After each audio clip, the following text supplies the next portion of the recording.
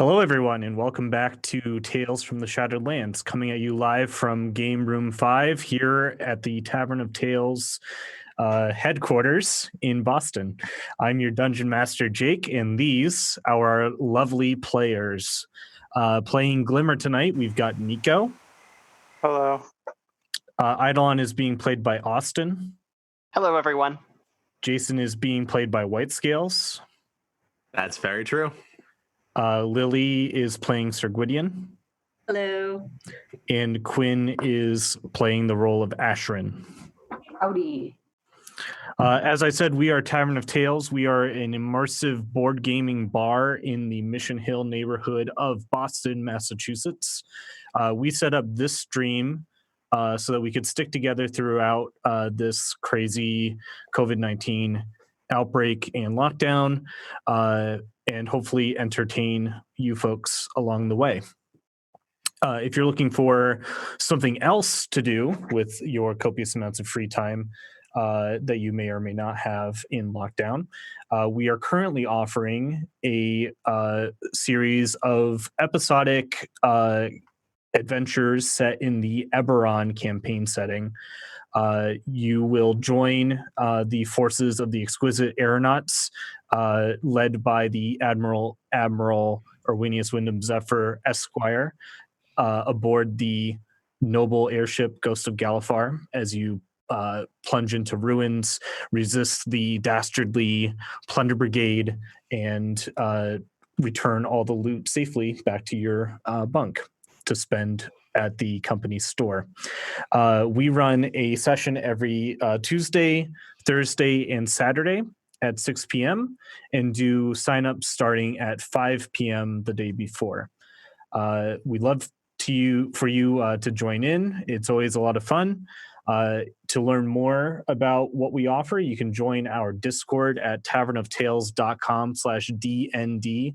That's D as in dungeons, N as in night without a K, and D as in dragons. And with that out of the way, let's begin.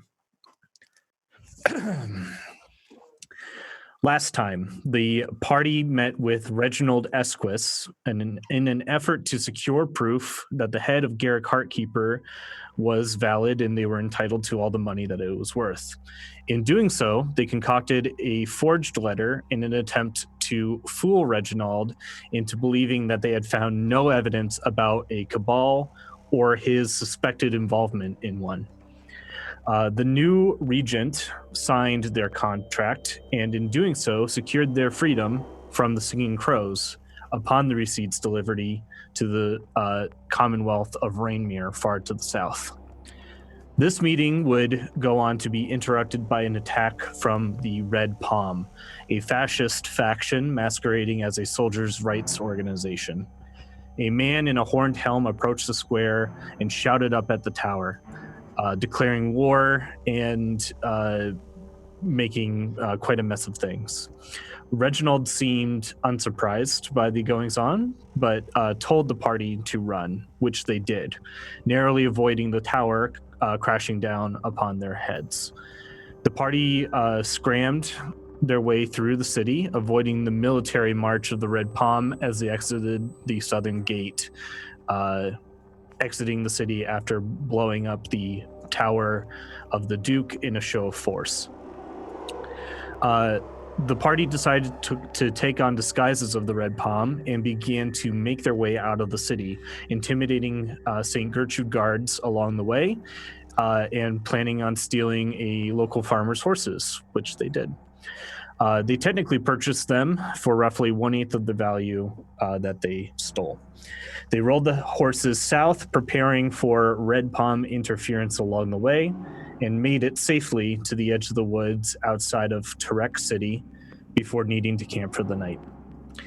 That night, they were set upon by a fighting force of 15 Red Palm soldiers who tried to intimidate them into handing over their horses and money for camping in their territory.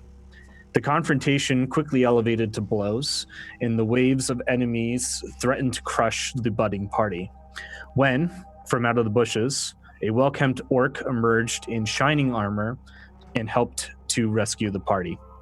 He called forth a series of companions he referred to as the Dagger Lads and helped the party mop up the remains. It is slightly after midnight in the morning of the second Bull's Day of Pike Tide, year 996 of the Great Silence. The day is named for the god of death, Bolstair.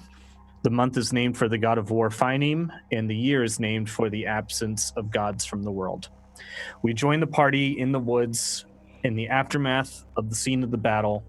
The orc in gleaming, shining armor just gave orders to some of his crew to chase down some of the fleeing Red Palm. A few of the members of this party decided to join with them, and that's where we're going to pick up right now. So we're back in the forest clearing. I believe it was Eidolon and Whitescales. You wanted to chase after the fleeing soldiers? Yes. Yes. Okay. Sir Gwydion, did you want to chase after them as well, or are you staying with I them? would love to take out my crossbow and see if I can hit them. Okay. So Sir Gwydion is at the edge of the forest taking pot shots. Meanwhile, this black dragonborn figure, this dwarf in the mechanical armor, and this very suave-looking swashbuckler type head in with Eidolon and Whitescales to track down the rest of the group. And we rolled for success of this operation last time, and I think you did pretty well. So you're going to be able to manage to mop up the remains. That leaves Ashrin and Glimmer back in the clearing with this orc character and tiefling with a lute on her shoulder, and they're there in the clearing. What would you like to do?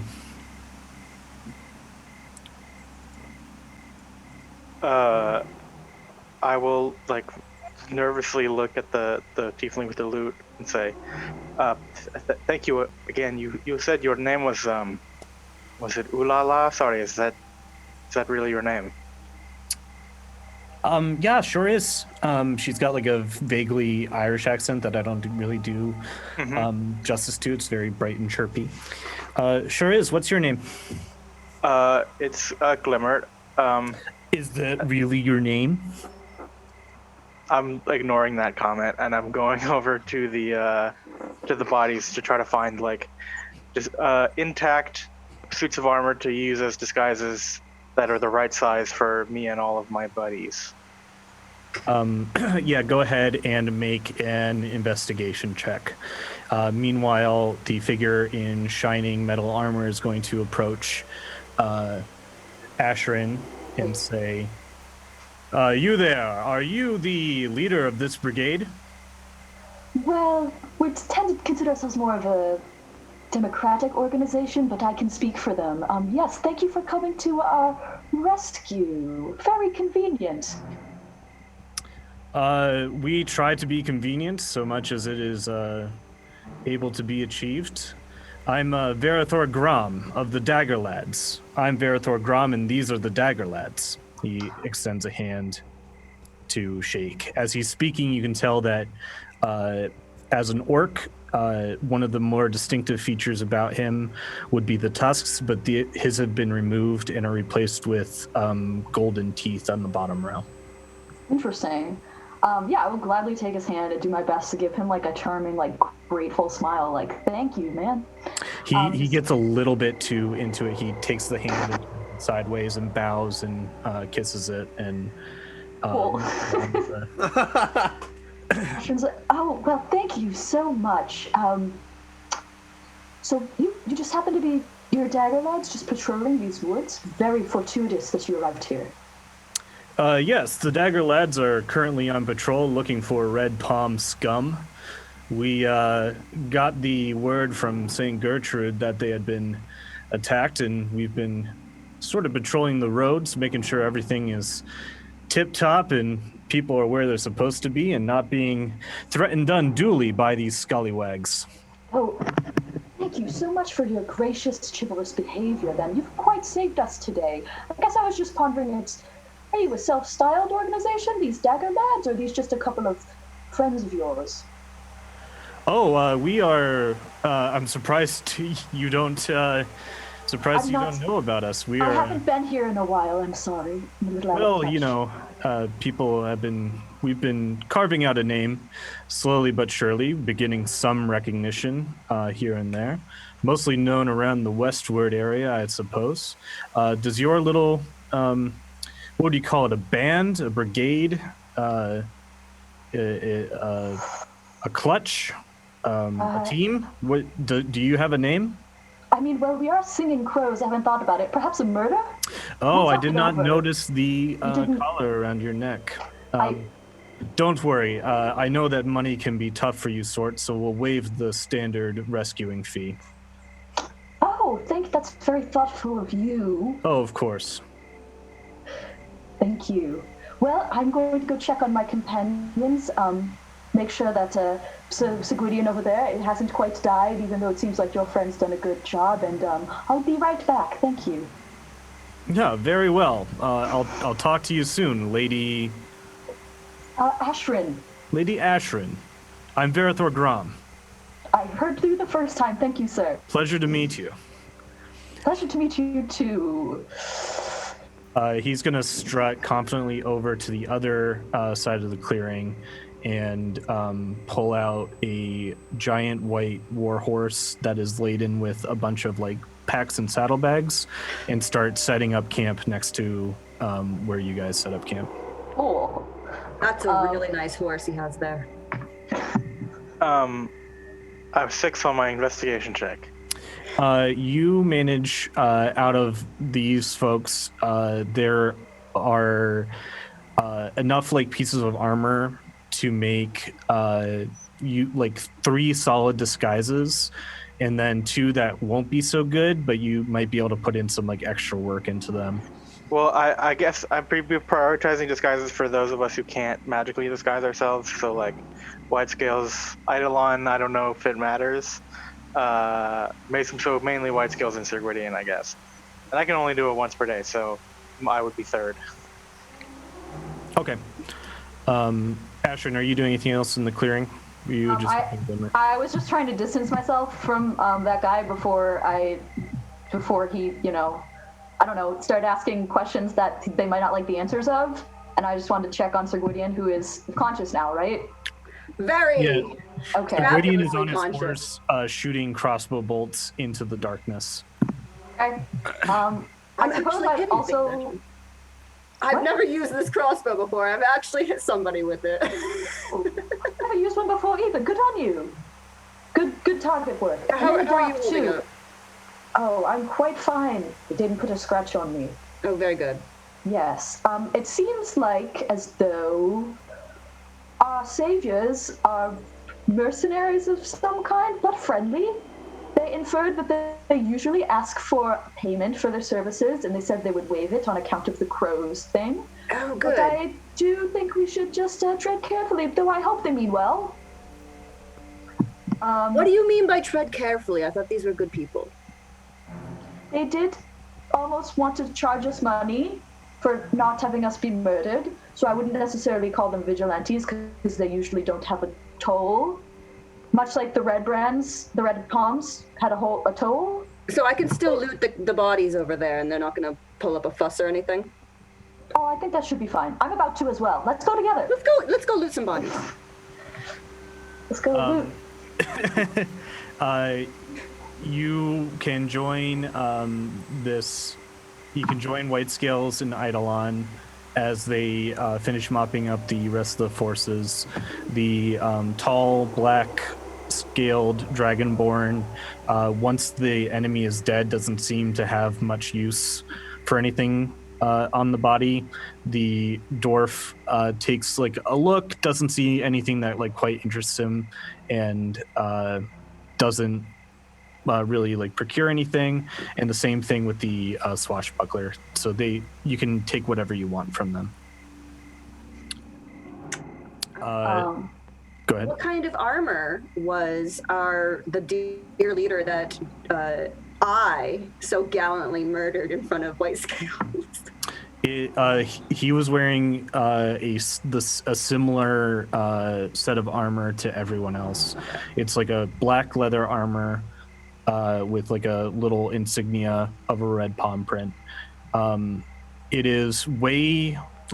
If these people are to be compared to bandits, they are way too well dressed, and to have like 15 sets of this identical high quality leather armor is eyebrow raising. So there was really no indication of a change in leadership status with this guy. They were technically all the same.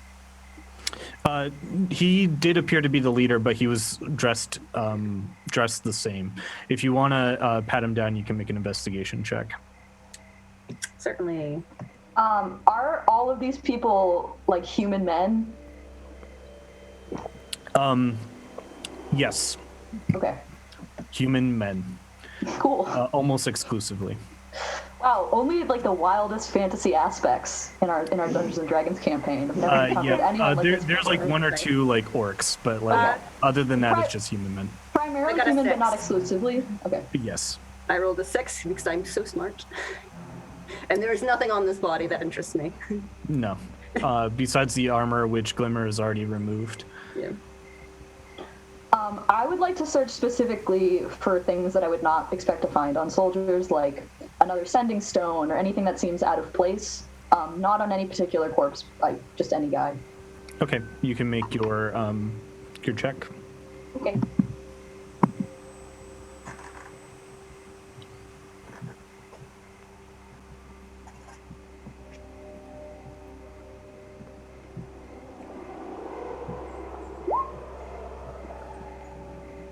Wow. 6 for investigations is the trend. Guys, Yeah, it's the number of the beast. We're it's a fucked crit up. fail because I have +5, so. Yeah. Yee. No, same story. You can't salvage like any like armor or anything off of them. Between all of your searches, you can find maybe about like 5 gold wheels. Worth of money.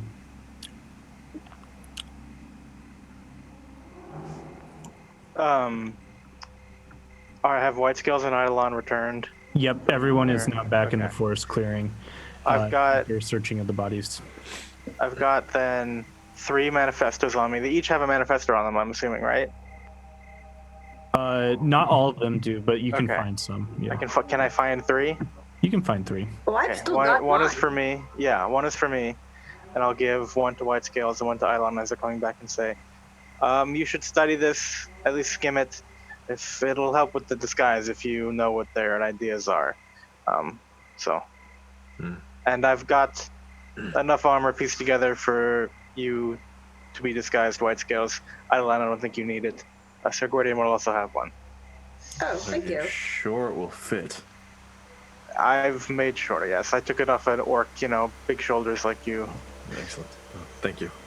Did any of them have any cloaks or anything like that kind of looks a little bit nicer? Because I'll Like a red half cape or red like scarves. something like that, because I normally I'm just looking like a full plate of armor with a cape behind me. So if I could swap out that cape maybe for another one. This is very kind of you, Glimmer. I'm not usually accustomed to leather. I'm usually accustomed to much heavier armor. But thank you. I'll take this with me. Study the manifesto too. It's Yeah, not. sure. The smut. Got it. No. Oh my. Do you want me to read it to you like a child? Because I will do that. You do have a very nice voice. Okay. Is that a yes? I'll think about it tonight. Okay. Ulala's gonna look over your shoulder, Glimmer, sneaking up on you and kind of like whisper shouting into your ear, doing a little bit of light reading. Yeah, yes. It's not, we don't endorse it, of course, that's ridiculous, but we it would help with the disguise. We think if we knew what their ideas were, if we could, regurgitate them back to any of them who encounter us. Have you read this thing? Oh no, It's pretty vile, but we just it's popped him on the head. I respect that.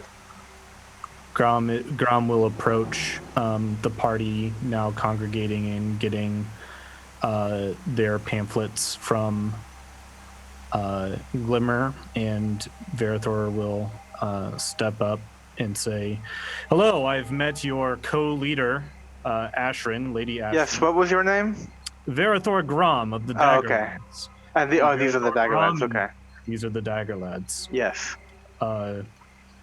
Pleased to meet you all. As I've talked over with Lady Ashrin, we will be waiving any rescue fee that we would normally suggest get paid. It Very is our pleasure. gracious of them, Glimmer, isn't it?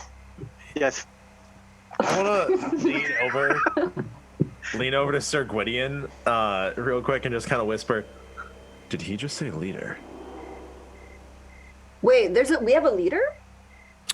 Oh, Lady Ashrin told me about your disorganized situation, as it were. He asked for a leader, and I said, well, I'm happy to speak for all of us, but we tend to have had a couple of successes with democracy in this group, so that's what I identified us as. We should also think about a name, but that's down the road. What if the Harlem Globetrotters saved you in the woods? That is the Dagger Lads theme song. Verithor Grom whistles it as he walks around. We can't play it for copyright purposes. I'll ask. You can hear it in your head right now. Yeah. What is everybody's name? You are Ulala. You are. I'll point the Verithor again. I am Sorry, Verithor Grom. These are Verithor Grom. Yes. This man right here. He points to the black-scaled dragonborn. This is Zephyr's Bone Gnaw. We found him clinging onto a board after a shipwreck, didn't we, Zephyrus? And the dragonborn nods and spits out a word in Draconic, Ovadul, which people who speaks Draconic here? that would be me. White scales, baby. No. Just white scales. It means life debt. In Draconic. Cool. He's a very fierce and vicious warrior. We're glad to have him on our team. Master of the art of hunting and bloodshed, as it were. Not. Does he put on more clothes usually? No, not in summer. Okay. The man in the tin suit, that is Titus Vane, an artificer of some renown. Nothing can thwart his thirst for invention, and the man in the mechanical suit just gives a tight bow as he's currently working with a screwdriver on like a leg brace of some kind. My right-hand man and Deputy Dagger Lad number 2, man in charge. He takes care of the things when I don't have the bandwidth to. This is Philippe Poupon. What does he look like? Like the mustard. He has a he's basically a musketeer. He has a big floppy hat with a feather on it, and when he bows, he takes off his hat and reveals 2 very large elfish ears that have been tucked under the hat normally. Damn, everybody's doing this. Damn. If you're wearing a hat in this world, I'm gonna just assume that you're an elf. I think. He's Philippe. You are. Well, you go ahead and introduce yourself. And Philippe steps forward and says, "Oh yes, I am Philippe Poupon. I am heir of some kingdoms in Downson. I am third in line for crown over mountains. I come here to have adventure before I am constrained to life of misery counting beans. I want to insight check this Go to ahead. see if he is a lying shit. Insight.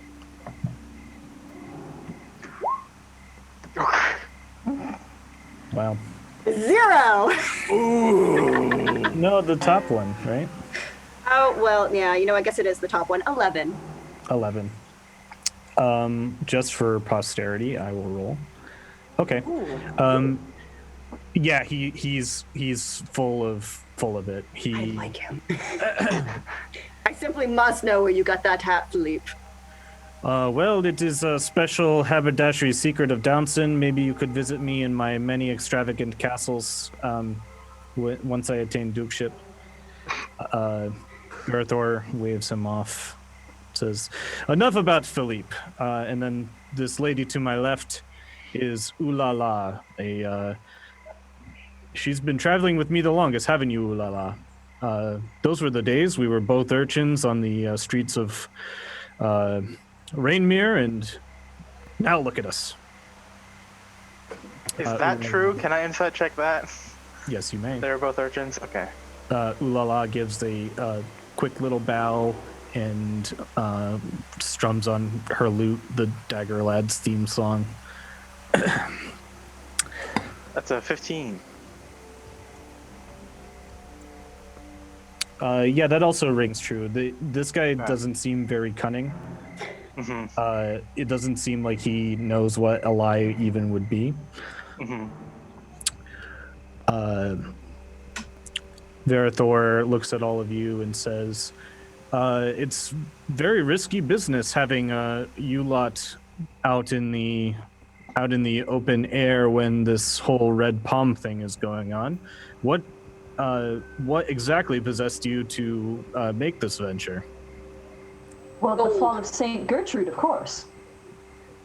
You were there.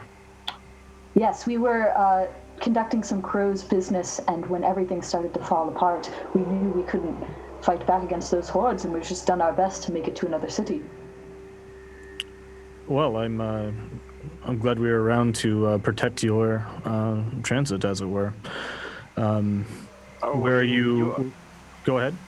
We're going through Turek to Rainmere, actually. Are you going that way? No, I think we're going to be heading east shortly, and then maybe back west. The hunt is afoot, as it were, and there are many scoundrels to hunt. How vast is their reach across the lands?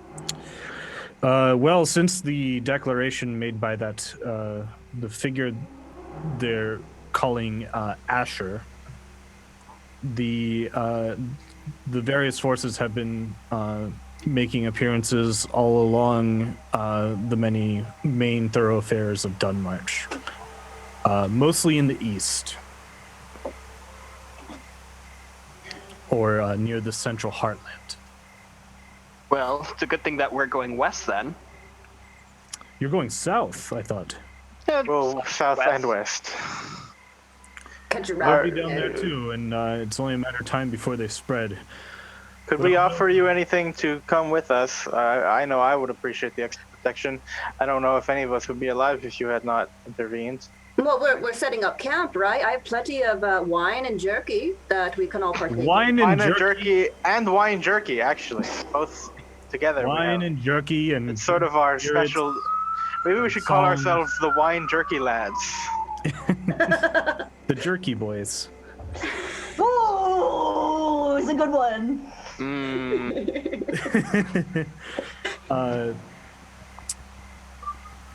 Yes, we'll set up camp and camp with you for at least the night, get you through your night terrors, but you're merely a day's travel away from Tarek. I could put you in touch with a contact of mine there, and maybe he can arrange for some stricter protection of you lot as you make your journey south. But Sure. like I said, you singing crows, you don't have a lot of money to kick around usually. But we So I would usually worry don't. if you're going to be able to afford these services. Well, if you put us in contact with him, maybe there's some way we could possibly help him out. And if not, then we'll do our best on our own. That is probably true. In your delving adventures, going into the old city and taking from those old chasms what you may, have you encountered any artifacts of any sort? But actually, no, we've mostly fought rats and then bandits. So it goes. So There was this one golem that we fought, Garcidian golem, jail Garcidian golem, apparently, a justice one. Very fascinating. Liked to eat people with its beard. It was very hard to kill. I managed it with everybody here. I would love to hear the story. Wait, White Skills, do you take offense to that? Because you did get the killing blow on that, if I remember right. I'll just kind of squint my eyes a little bit more Okay. and remain silent. Yeah. I chime in and says, well, there wasn't much of a story. You see, we were sent to find some lost survey members, and the mercenaries who went after those survey members. Turns out that this Justice Golem happened to just be loose in a church and, well, caused the deaths of all of them, but luckily we were able to overcome him. But unfortunately, that's it. As soon as you begin talking, Eidolon, the dwarf, kind of hobbles over to you and like starts running his hands along your armor, or like bringing up his hand to touch it, and is saying like, "Oh, wait a second, that's dwarven handiwork. I know dwarven handiwork when I see one. Is he one of yours?" I would like to look down at him and be like, well, excuse me, Sir Vane, that's very rude. I don't think you should be stroking our companion Eidolon like that. Unless he asks. Unless he asks, Glimmer's got a point. Why I'm don't we ask not him? saying that in character, sorry. Oh, it's you take it to be a person. Well, Well, he doesn't take Eidolon is a himself to be a person. person. Yes. He doesn't take himself to be a person, but he's not quite a construct either. He Why knocks. don't you get into it? He with him? knocks on Eidolon's belly. Yes, it's quite all right. After hundreds of years of meeting dwarves from all across the land, They all this is kind of always got the belly. this is kind of a shared reaction. Wow, simply marvelous. You look quite ancient even. And he looks back over to Grom and says, "I do think Detch would like to take a look at this one just for the record books." And who is that? Verithor Grom just nods his head. Victor Detch, he is a contact of mine in the city of Tarek. He teaches history there. Glimmer, that name rings a bell. You probably had class with him before. Okay. Or you skipped his class. I would have gone to some history classes. Yeah.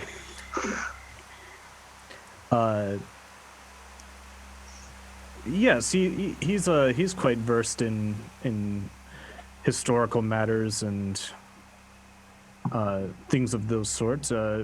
You might even be able to get like a fee for being willing to have him check out the handiwork. Well, I do not mind keeping the history of my creators. Of course, I have lived with the dwarven people for many years before going out on my own, so if it's worth in preserving their history, I don't see any problem with that. As long as they just don't pry too much into my insides. Do you have like some sort of code or something that they should know about before trying to pry you open? More like the sensitive ancient spell scrolls that are keeping me active. Oh, quite tumultuous. Very, very interesting indeed. Sorry, what was your designation? Designation I-D070N. He jots this down on like a notebook that he props up against his leg, like, and gives you another like solid knock on the chest plate. Good work, good machine, nice piece, good piece. He walks back to his line. At this, Grom will step forward and says, "Oh, I believe we've been incredibly rude. We introduced ourselves. I know that you're a group. Are you a team? We Your travel. posse? We squad maybe even. Yes, okay. We've kind of found ourselves together in the situation. I believe we're going to keep staying together. Your co-travelers. Yes. I met We're Lady Ashton. co-workers. I have We're not met the rest co-workers. of you. Sorry, what were your names? Oh, well, we've met. I'm Ashrin, but Yes, next yes, to me, yes. Sir Gwydion. I am Sir Gwydion. It's a pleasure to meet you. He'll put his hand out for a firm handshake with Grom. He does. Yep. You kind of. Is it like a little bit too hard of a squeeze? It's a little bit too hard of a squeeze. Gwydion's gonna kind of like squeeze back a little bit. Yep. You get into like a little bit of a beam struggle of Yeah. How tightly you can shake each other's hands, and then he laughs it off. Just to remind you, this guy has a tabard with the same insignia as the Plague Doctors, which is that new monotheistic religion. And he goes to White Scales. Well, I don't really have a traditional name, but you can call me White Scales. And I'll reach out my hand. Are you as good a combatant as our good friend Zephys here? Well, that's yet to be seen, although he does seem quite formidable. I'm sure he could lay me out flat in a moment. Well, I'd like to see that bout. He looks over to Zephys, and Zephys just shakes his head. Well, whatever. We met that number man. I find that most people find it easier to refer me as Eidolon. Eidolon, got it. I'm Glimmer again. me out of- Your name is your name? My name? Yes. I'm Verithor Grom, and these are the daggers. Okay. Good. Sorry, I forgot.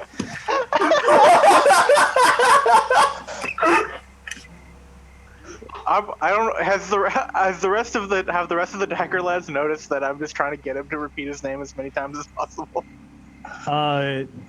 They are wise to the trick, as it were. They have to travel with him on a daily basis, so they know exactly what he's like. He is not wise to it. I hope. Okay, No. good. He falls for every trick. Awesome. Verithor, Hey. how do you spell that?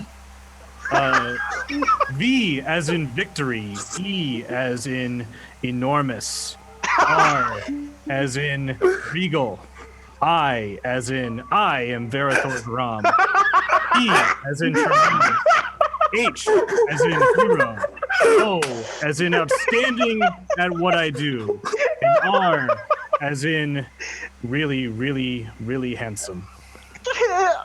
Yes, you are. Very much. You are. Sorry, the last name though. What about the last name?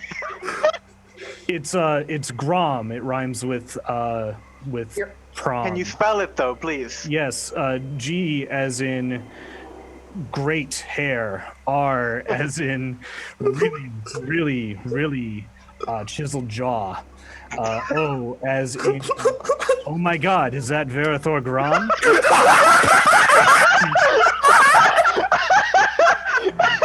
M as in, my god, it is Verithor Grom.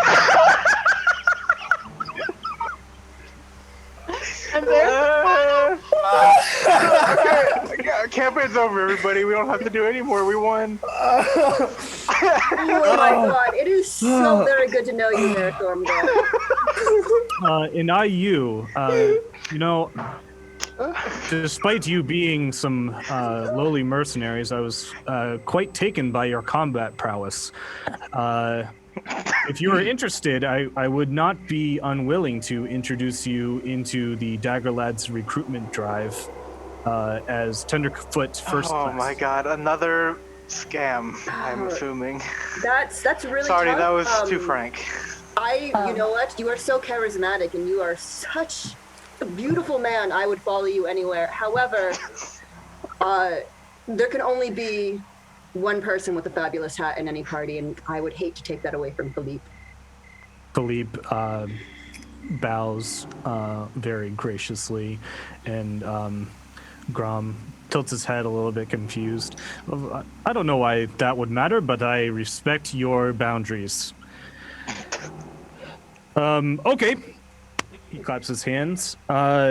The Dagger Lads will take care of any watches that need to be set throughout the rest of the night. If you little birdies would like to get your beauty sleeps. Can you? Can you not call us that, please? Oh, sorry. What should I call you? Glimmer. Yeah. Glimmer and the Vagabonds. Sure. Yes. Just the Vagabonds is fine. Actually, I don't know if I want to be have my name as the top billing, not like you, Verithor, Grom. Well, I think one of these days you'll have to elect a leader, or one will emerge. He winks at Ashrin. Excuse me, is it not Verithor, Grom, and the Dagger Lads, Glimmer? Yeah, that's what I said. Yes. Yes, and when I'm saying Glimmer, how do you spell your name again? G as in Glimmer, L as in the second letter in Glimmer, as in the third letter in Glimmer. There's two M's. E as in end me. Ooh la la as in punches you in the stomach. What? She punches you in the stomach. And Can I just have her not do that? Nope, she's already done it. How hard is she punching me in the stomach? just enough to catch you off guard and to knock the wind out of you as you're Okay. beginning to recite this, and I then want to give her a wink. Love as that. she'll wink back. G as in goofy, L as in lonely, I as in I'm really bored by this exercise, and so on and so on and so on. You get the point. And she Okay. Yes. Funny. You didn't have to punch me though. she's like, "Oh, I'm sorry." Okay. Well, if it's all the same to everyone else, I'm exhausted after that. I'm going to sleep. Yes. How are the horses? Are they dead? The horses are fine, including your horse. That you're still on. I'm not riding him. I fell off of him because I Good. I imagine was you being on a unconscious for a horse. brief moment. Yeah. Verithor heads over to the other side of the clearing and begins to set up a very elaborate tent with a wooden base, like a whole mattress, everything as if it was his own little apartment over on the other side. The other Dagger Lads move out throughout the clearing and begin setting up camp in their own ways. Ulala rubs Glimmer on the shoulder and says, I didn't really mean to hurt you. I'm I'm not very resilient. Sorry. I make a little magic in my hands. I focus on that. This, not like I'll point to white scales. Not like him. It's okay. I'll be fine. I've taken punches before. Okay, whatever you say. She gives you 2 little finger guns and backs it up. Hold on. You Yes? I would enjoy a little music before I went to bed. Okay. You grew up on the streets of Rainmere. Do you? Can I bring up like a folk song that would be known by street kids across different cities in different, like many of the free cities. Can Yeah, I don't know make what up that would whatever be, title but- you would like. Yeah, I have not written the Urchins folk songs of the Shattered Lands yet. Didn't prep that one this week. You'll failure. Have to, you'll have to You're wait. fired. For You're book fired, two of the Jake. Shattered Lands campaign setting. to arrive. Oh, wouldn't yes, Ring Around the Rosie be canon? Right now, we are announcing that we've Actually. partnered with Wizards of the Coast to publish the Shattered Lands campaign guide. What would I call it? I'll call it the the Raccoon's Cry. Okay. Is that the name of the book or the song? The song. Okay. It's worth mentioning that when I hear them mention Rainmere, I kind of like, I don't want to make it too obvious, but I would try to listen in on their conversation. Okay. Just a little bit. The Raccoon's Lament. Is that what you said? Yes, in Westward we call it the Raccoon's Cry, but the Lament is, I've also heard that one. Yes. Oh yeah, lament's just like the $5 word of cry, I think, right? Yeah, it's better. You're right. She pulls up a stump and pulls out her lute and starts plunking away. It's a pretty like sad song that has like some upbeat moments. She doesn't sing along with it though. Do you sing? Okay. I can try. I'm okay. Are you okay? I'm ooh la la. Can I try to sing? You try to make a performance check. I like that your singing ability is measured by your charisma. Yep. Because I had 4 to this. Ooh. 23. Hell yeah! What you don't need to like actually sing, Nico. I can't. Neither can I. That's why I don't do it. You just like give us a taste of what the lyrics are about and like the general. It's like the story. Here, this will be fun. It's like the story of a raccoon's like sad night out on the town, and it's about his different encounters on like this street and that alley and that square, and it changes depending on what city it's about. So I do the ones that reference like westward places, streets and squares and things like that. And I guess I'm belting it, or maybe I'm not belting it. I'm singing it like gently and sadly. I am trying to impress her, and I guess I do a good job. You certainly do, and with the two of you performing the song, it's she leans into your song a little bit, and when you get you say a street that has too many syllables in it, then the song that she's familiar with, she ramps up the tempo of the song a little bit to compensate. And by the end of it, she's kind of like leaning her shoulder into you and like swaying along and dancing along with. Awesome, exactly what I needed. Verithor Grom approaches the campfire, holding Ketch by the leg, upside down, and makes an announcement. Is this beast with you? Oh God, yeah. Yes, he's one of ours. Can you put him down, please? Yes. Tell him not to try to steal any more of my shaving cream. Catch. Come here. Here, bud. Take a spot up on my lap. Curls up, turns into a rat, and starts purring. I think it's time I've turned in for the night. And I'll slowly walk over to my little cot, look over at the giant tent like 20 feet away, Yep. let out a little sigh, and just go to sleep. Ulala is on first watch. She'll stay up a little bit longer with Glimmer. Okay. As the I'll Tiger lads are going asleep, it's good night, Zephys. Good night, Moon. Good night, Philippe. Good night, Verithor. Good night, Titus. Good night, Verithor. Good night, Verithor. Oh my God. Are they all in the same tent? No, they're like, just calling out good night. Okay. They all sleep in one bed, like next to each other, all in like identical Yeah, they've all pajamas got and matching caps. footy pajamas and hats. Yeah. Like Willy Wonka. And they're like embroidered with the Dagger Lads logo on them. Ashton's side sadly There was just like, is actually the that could be Dagger Labs us. logo on Verithor's like tent flap, the purple circle with 4 daggers, kind of in a diagonal line. I'm gonna draw that in my little black book and put a heart around it, and write down Verithor Grom's name in the way that he expressed it on the next page. Yes. Before I go to bed, I will thank Ulala for the song and give her a shy smile and be like, I have to go cuddle with my boyfriend White Scales now. Never mind, I'm not saying that.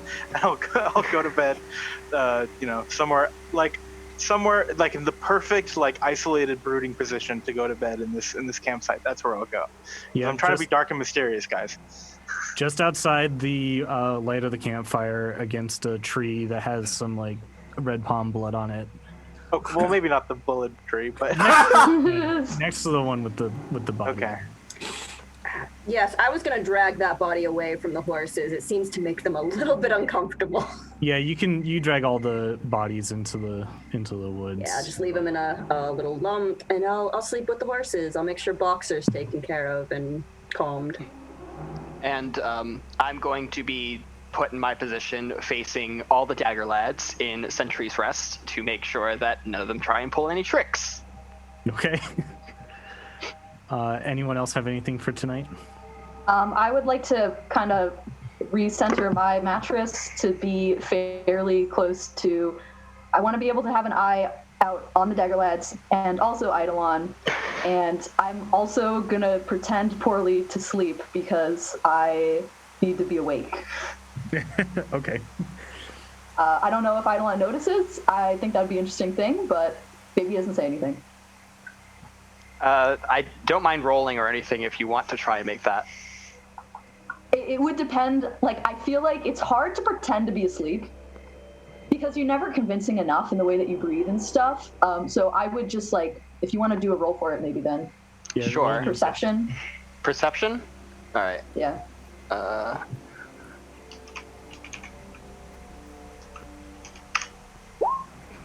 4. Okay. I feel like you, after 6 hours, you might be able to tell. I can roll a deception check. But I'm. It also might just be I'm more focused on the Dagger Lads than I am on you. I mean, Okay. Yeah. But yeah, I'd like to establish that I am staying up all night. I don't want to go to sleep. Don't feel safe about that. Ashram does not.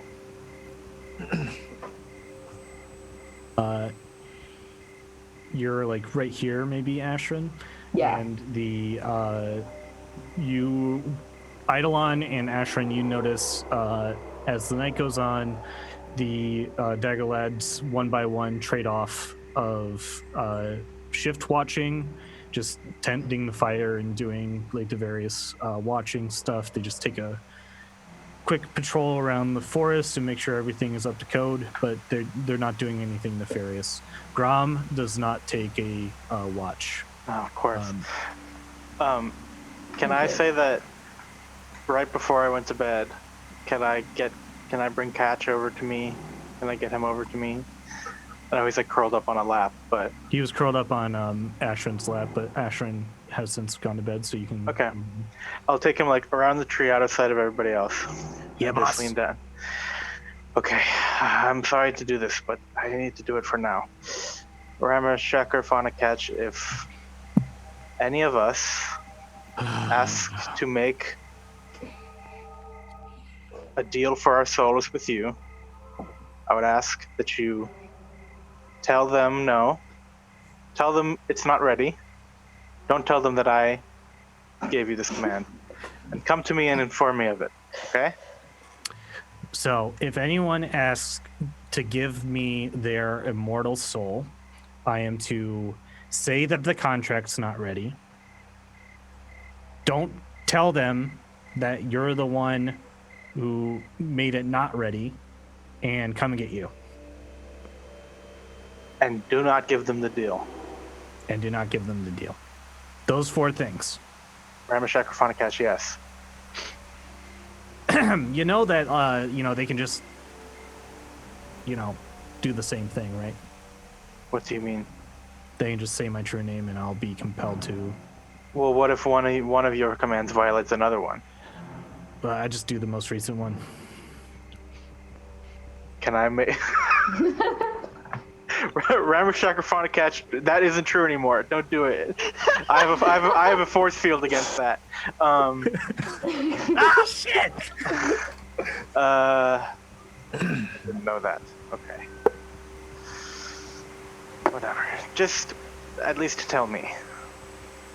All The right. old command still stands. Okay. Do you want to take the deal? No. Do you like human flesh? What's Depends your on how favorite old it kind? is. What's your favorite kind? I like eating birds. Hmm. Pigeons. Parrots. Tomorrow, Pets. tomorrow I'll try to hunt a pigeon for you as a thank you. Okay? Let me get a house cat. And no. Please. No. Go to bed, please. Do you sleep? Yeah. Okay. Yeah. Turns into a rat. Crawls onto your lap. Okay. In the morning, you guys are greeted with the smell of cooking bacon as Verithor is out in the campfire area with a wealth of cooking equipment, is frying up bacon and eggs and various other breakfast foods while wearing silk pajamas of a purple color and wearing an apron that says kiss the Grom. May I add one thing retroactively? Yes. Just as White Scales is sleeping, for anyone that is still awake, he doesn't wake up at any point, but it does seem like he's having a particularly restless night. Every now and then you'll catch him mumbling something. Is he doing like the dog thing with the feet? No, it's more like Okay. tossing and turning in the night. Every now and then mumbles out like a name or something. Can I hear a name? Yes. If you Make perception? Yeah, paying attention. No, it's fine. Okay. It's not like he had no control over it. It's Raylan. Okay. Yeah. I went to high school with a girl named Raylan. How did you know White Scale's dark past? This is how Jason lets Nico know that he's been stalking him since high school. What if this was just like an Nico looks over his shoulder. I'm just behind a corner. an ARG Dungeons and Dragons stream where the twist is the whole time it was a stalking crime. Anyway, I'm pitching this idea. Who's buying? Mechanically, Jake, that should count as a long rest, but I'm exhausted, right? Yep. Okay. I will gladly take my long rest. Thank you. Yep, you're all long rested, and Grom greets you in the morning. Good morning, singing crows. Sure. That one's accurate. Got to work on something. You're so How do you good. like your eggs? Fried. Fried. All right. I mean, over easy, but I know that's a big ask. I would take sunny side up. I Probably don't do have poached out here. I have a delicate touch. I can do poached. Can you soft boil? Yes, but I tend to overdo it a little bit. Well, then it's not soft boil, Grom. Well, I'm giving about you a it. fair warning about my well, skills. Just say that you can do hard boiled. I'm gonna ask for one of those Japanese omelets where you put it on top of the rice and then you cut it open and it opens up really nice and like all the like egg inside falls over the rice. I'm gonna ask for one of those omurice. Very fancy, are we? Oh, I've never had it. I've just seen it once. I want to see if you can do it. No. Okay, scrambled is fine. It's fine. I'll take hard boiled. He goes about giving you all breakfast and coffee in the morning. Wait. Well, if I wasn't thinking of joining now, I'm so very tempted. Yes, well, we should keep in touch. I think it's a good thing to have, allies that you can count on and feel nice sleeping next to. And where should we call on you if we have official Dagger Lads business to discuss? I mean, I feel like that's the problem. We're transient. We don't have. Homeless. we are vagabonds. Yeah. We're sort of tears in this current situation. Verithor, is anywhere we can call on you? Yes, you can send fan mail and formal requests to Dagger Lads LLC PO Box 415 in the St. Osoph's Ward district of Westward. Okay. Do you mind direct sending messages to your brain? No, I often talk to my god like that. Well, I suppose that if one of your party members or one of our party members needs to talk, we'll message you by the magic of sending. Who's your god again? Perhaps other people. Heliodor. Oh yes, Heliodor, that one. The sun's light. Maybe. Since when we find a place, we will let you know, and we will, hopefully do so either by contacting one of your kin in the Heliodor pantheon. I don't know how religion works. I'm so sorry. Or maybe we'll come across each other again. Well, I have no doubt of Jerky that. Lads is rather a good name, isn't it? Say again? Jerky Lads rather is a good name. Yes, it slightly steps on our copyright though, so I would encourage you to choose a name without the suffix lads. Wine and Jerky Boys was worth thinking about, but we're all brainstorming right now. Yes. I hate all of these. Well, enjoy your breakfast. We're going to pack up and get ready to head east. Best of travels and luck on your way to wherever you're going. And don't forget, Victor Detch in Tarek, and there's also Susanna of the Cloak Guard. She can maybe arrange for some armed escort if you feel underwhelming in the physical combat department. What a good joke. Thank you very much, Verithor. You did quite possibly, and it's breakfast time, so forgive me to make this joke, save our bacon, and we are very grateful and hope to see you sometime soon. Ulala dies laughing at your joke. Everyone else is kind of like stony-faced. I get her. We get each other. Before they all go, I will go up to Ulala alone and say, I hope to see you again. Thank you again for the song. It's nice to remember simpler times. Yeah, you too. It was nice hearing about your city. Yeah, you should. I could show you around sometime. Oh God. Oh, we have the we have our headquarters out there. So you've been okay. Yeah, the next time you're in town, just drop by. Sure. Maybe I'll show you around. Oh, okay. She balls up her fist and goes to punch you in the gut again, just to see you flinch. I'll do like a cartoony like ooh ah. It's so cute, everybody. You're a dork. Okay, bye. They begin to make their way out into the forest. I'm gonna have like half the bacon. Mm-hmm.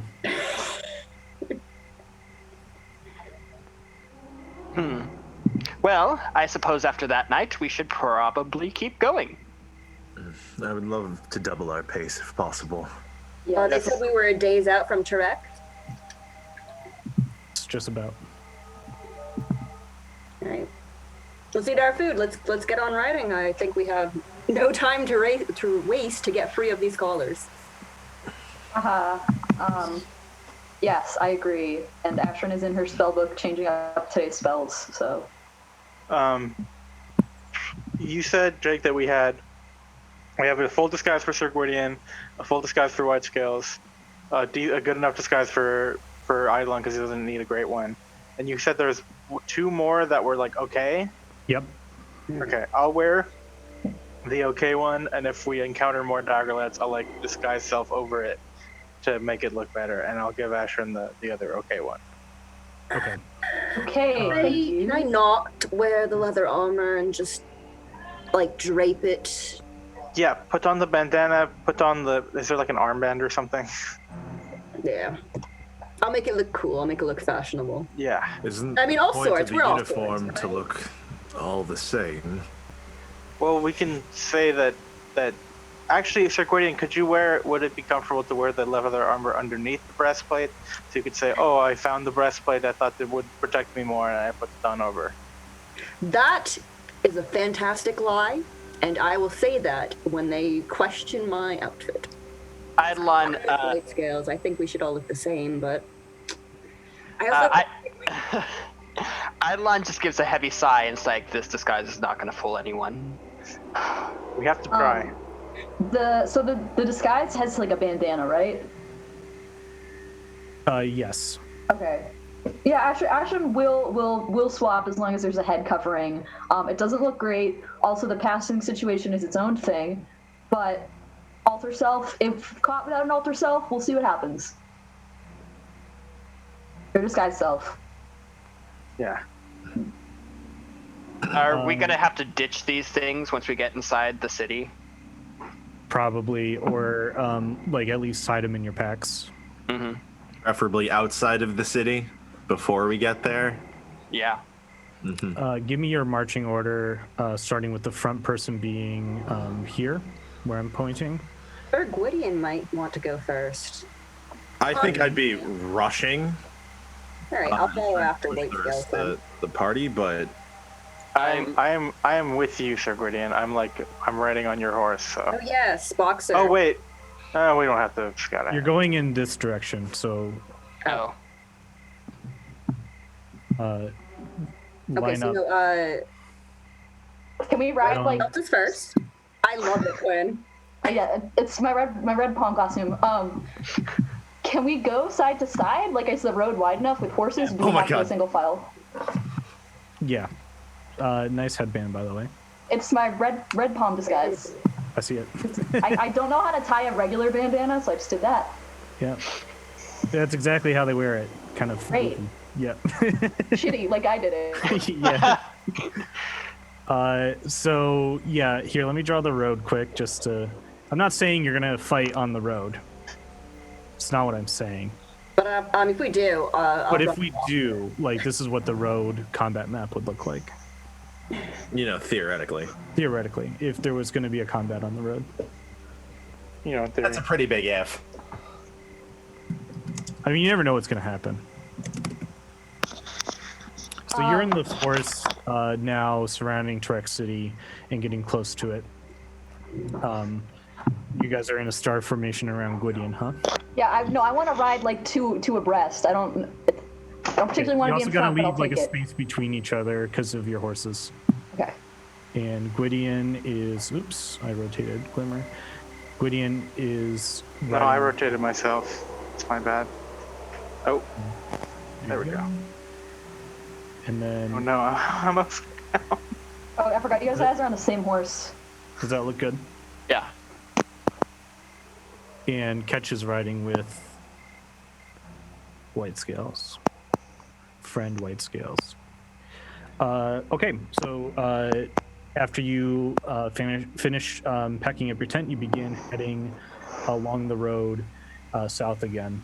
You don't see any sign of merchant caravans or other travelers besides yourselves on the roads. Everyone else has seemed to kind of shut down and stay inside their own walled cities.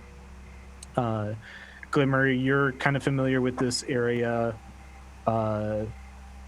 You're probably the most familiar with this area. So you know that this road is usually a semi-busy thoroughfare of trade from St. Gertrude to Turek, but now it's abandoned. Up ahead, through the trees, you can see the limpid pillar. For those that are not from so far down south in the Free Cities of Dunmarch, the limpid pillar is the primary school for magic on the peninsula slash this like half of the continent. It is a giant white tower, hundreds of feet tall. You can see it well before you can see the rest of the city through the gaps in the trees and just kind of looming over the top there.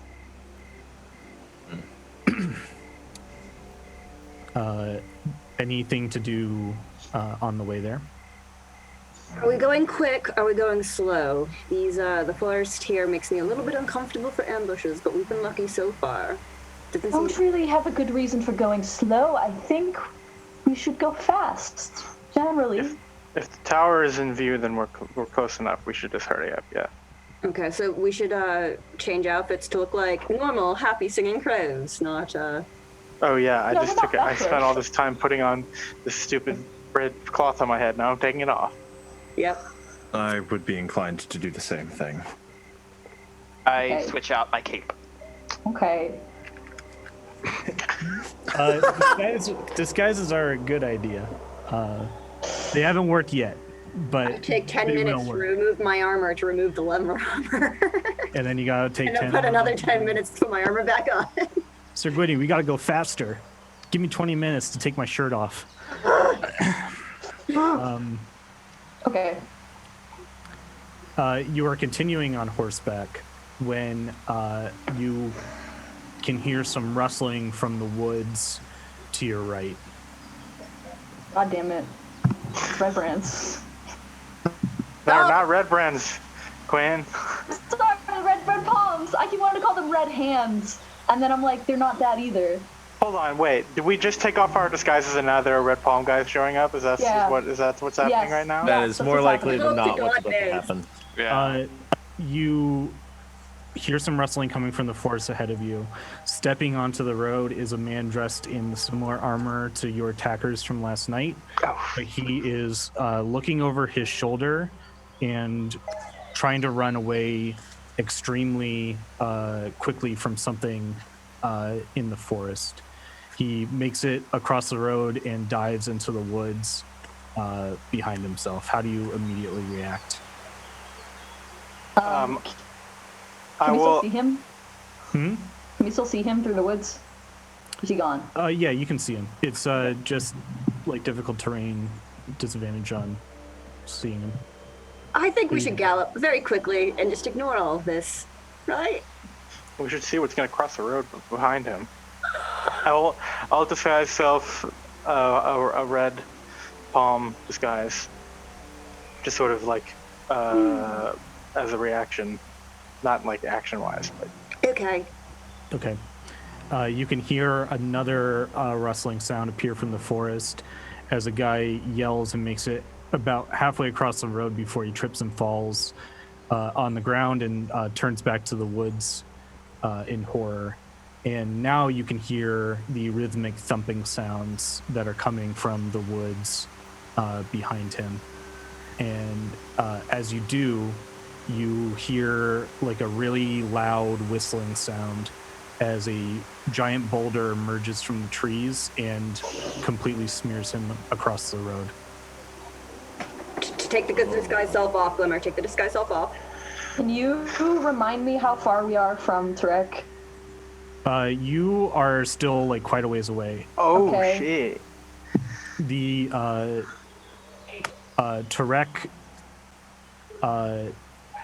Tarek is pretty far away. The limpid pillar's just huge. Okay, I think the best thing to do might just be gallop. Right ahead. Keep Excellent. going. Great decision. That's all I needed. So we hear. Yeah. I'll turn the disguise off. We hear things. We hear these things. We don't see them yet. You hear thumping sounds. Well, I just saw a man be killed by a boulder. Don't think we're going to get anything good out of that. Yeah. I'm gonna go. I'm gonna go too. Go ahead and roll initiative. Okay.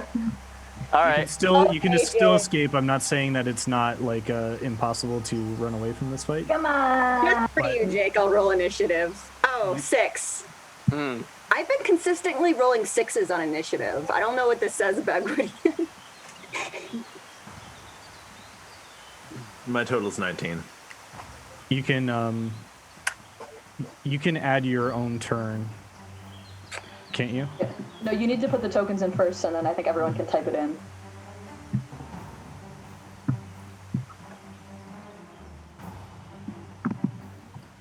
Oops, I added Asher in twice. Oh, cool. Great. Ooh, ouch.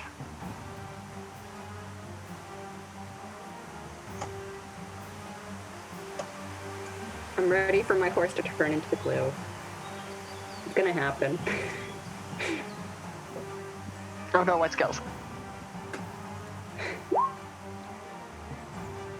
Ooh. Mm.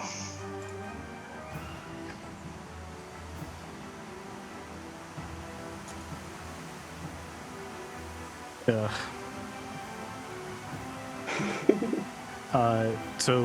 Did everyone else add their initiative into the tracker? Yeah. Oh wait, it didn't save mine.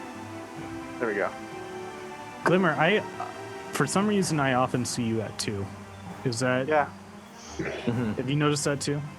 I don't know. Did you get a 0? Ashton, is that right? No, I got an 8. I keep having a problem where I enter it in and it says it's in there and then it goes away. There we This has go. happened to me in Now other sessions as well. It may I did it. be- You have to click confirm. And when you're adding tokens to it, if a new token is added while you're mid-writing it and you don't confirm it, it erases it. I'm just saying that's the 5th time in this encounter that I put the number 8 in there. Oh, that's interesting. Cool. I'm also love going to copy and software. paste the image for a draft horse's stat block, which is what you're writing on, Yes. So, into the Shattered Lands Discord channel. Yep. I'm emotionally preparing myself for it. Draft horses have an AC of 10, hit points of 19, and can move 40 feet speed. I've got calm emotions, everybody. Don't worry. Can they dash and move 80 feet? I believe so. I think that's how dashing works. Yep. You move 80 feet. So if this turns into a chase scene, which is what I think will happen, once I announce that we're now doing a chase, your any creature can only dash a number of times equal to their con modifier. So the draft horse will be able to dash once a chase actually begins. But until that time, if we're just in initiative, you can go ahead and just dash as much as you want. I want a war horse so bad. White Scales, it's your turn. Oh God. We're heading in this direction, right? You're heading, west past the noise. Yeah. Okay. Cool. It's 80 feet, right, with a dash. Mm-hmm. Put me there. Oof. He's gonna try to smash you. Yeah, he is. These are can we see these guys yet? Hold on, sorry. Yeah, you can see them because of the rumbling. You can't get a full picture of them, but you can see 2 looming giant humanoid-looking creatures kind of charging through the forest, snapping tree trunks out of their way as they pass. White Scales, you are mounted, which means that your horse can take an action while on your initiative counter, so that's the dash action. Yeah. You can only take the dash and disengage action. So you still have your bonus action and your action left. Yeah. And your movement too, if you want to leap off that horse. Damn.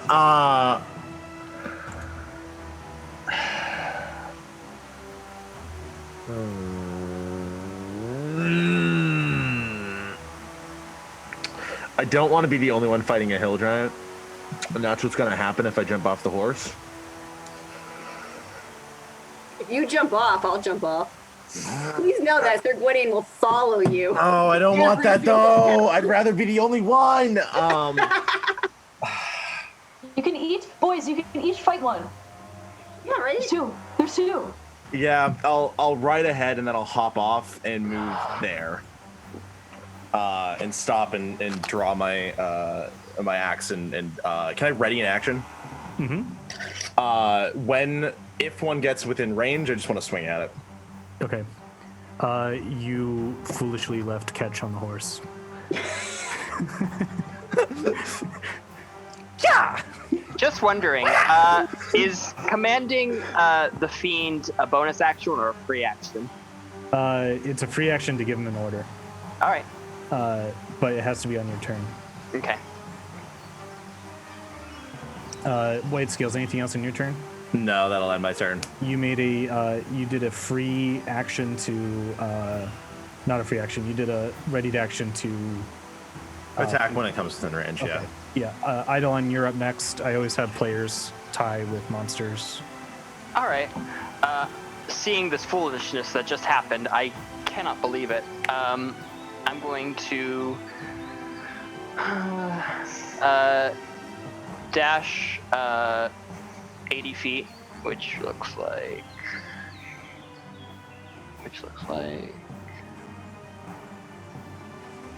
there. All right.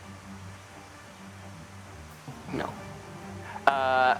Using my free action, because I just saw White Scales leave catch on the horse, I'm going to use his true name, Ramashama Phonaketch. Are you saying Ramashama? Because that's wrong. No, it's God. I hate it. Ramashama Fama. Ramashaka Ramashama. I can't. Ramashaka Phonaketch. Yes, that. I hate names that are over 3 syllables. Yeah. I would command him using his true name to create a distraction with the giants. And then I'm going to Eldritch Blast the one that's closest. Okay, roll your attack. All right. That is going to be a 17. 17 hits. All right. That is going to be 1d10. I also posted an imp stat block in the Shadowlands Discord channel in case you guys need to reference it. Thank you. All right. For force damage. Okay, got it. That's Catch's initiative. God. Oh, God. He's got a +3, so it's an 11.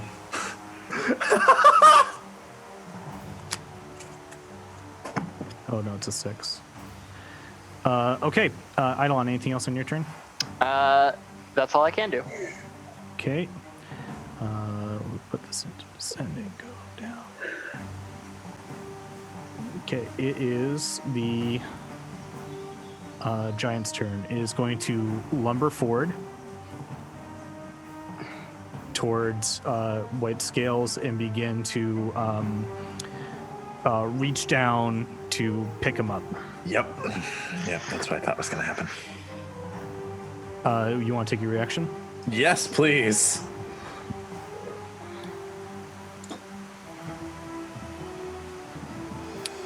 Total of 11. 11 misses. Yep. It does. So you try to swing your axe down at his arm. As he reaches down, he kind of flinches back a little bit and goes and gets really mad at you and tries to pick you up. Please make a contested strength roll versus this. Oh, thank God I'm good at this. All right, it's Not hard to be. Let's go. Come on. Yeah. +3, baby. Yeah, no, that's not gonna happen. The meaty hand comes down and tries to wrap around your shoulder, but you pry it off. He brings down the other hand to try to do that again. Roll your contested strength check.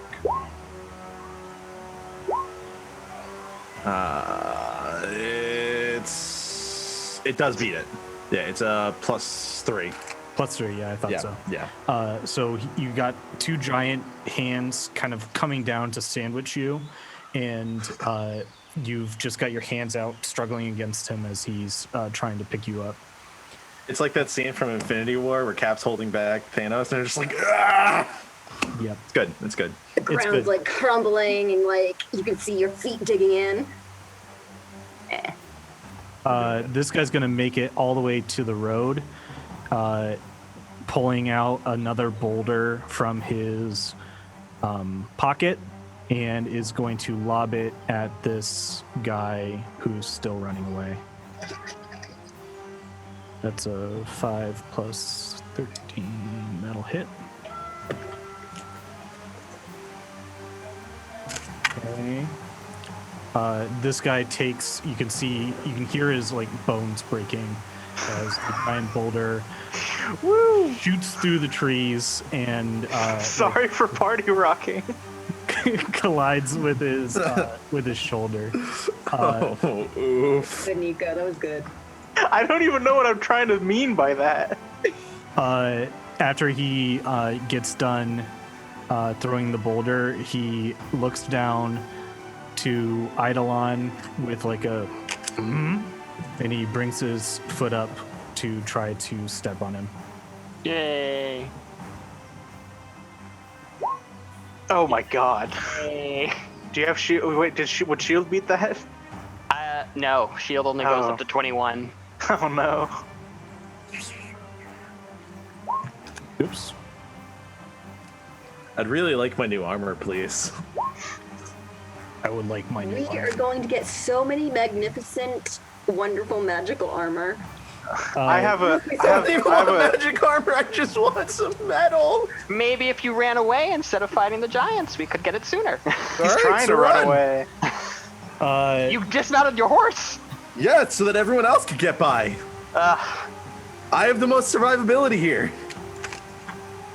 I have an excellent spell combo that I'm winding up to deliver that will get us out of this if it works. So don't worry. Eidolon, you get like you can feel your shoulder crunch a little bit as he brings up his foot and smashes it down on you. Son of a bitch. It That's is Ashran's turn. Great. I'm gonna move.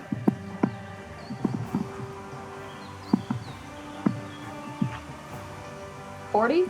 Mm-hmm. Is it? Yeah, okay. 40 it's and not- then dashing is 80. Shit, okay.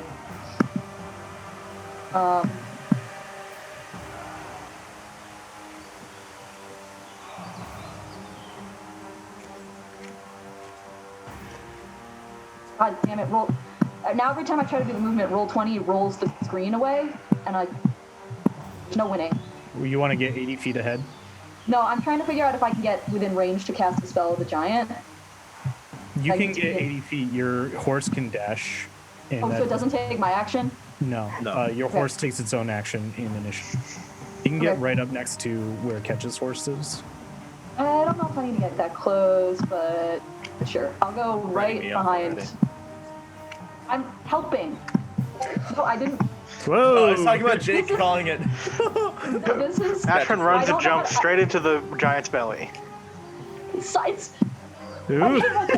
I can't. It's not. Where'd she go? I have arrow keys. Okay. Don't- Okay. Okay, there you go. Okay. And I would like to say to Catch if I can use a bonus action to be like, Catch, you said you don't prefer human flesh. How about giant? Because if you don't get a giant, you may be stuck with a lot of dead humanoids. Just some thoughts. And then I would like to look at the giant that just attacked White Scales and try to cast blindness on it by fiddling with metal arcane focus. So that's a What is it? I forgot already. I'm checking. A con save from him. Oh no. I know he's good at that, but we have to try. Okay. Yeah, He's not blind. No. He's not. Anything else, Ashran? No, I got him. Ketch will turn back to you and say, yeah, Eidolon already handled it.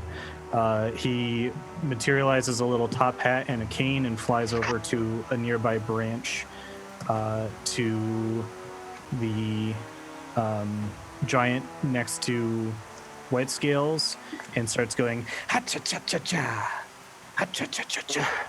He's helping. It's going to try to make a performance check to aggro the giant. Oh, that's what he's doing. Okay. I was about to be like say. casting a spell or something. I was like, okay. Nope. He is following the letter of the law. That's what he does.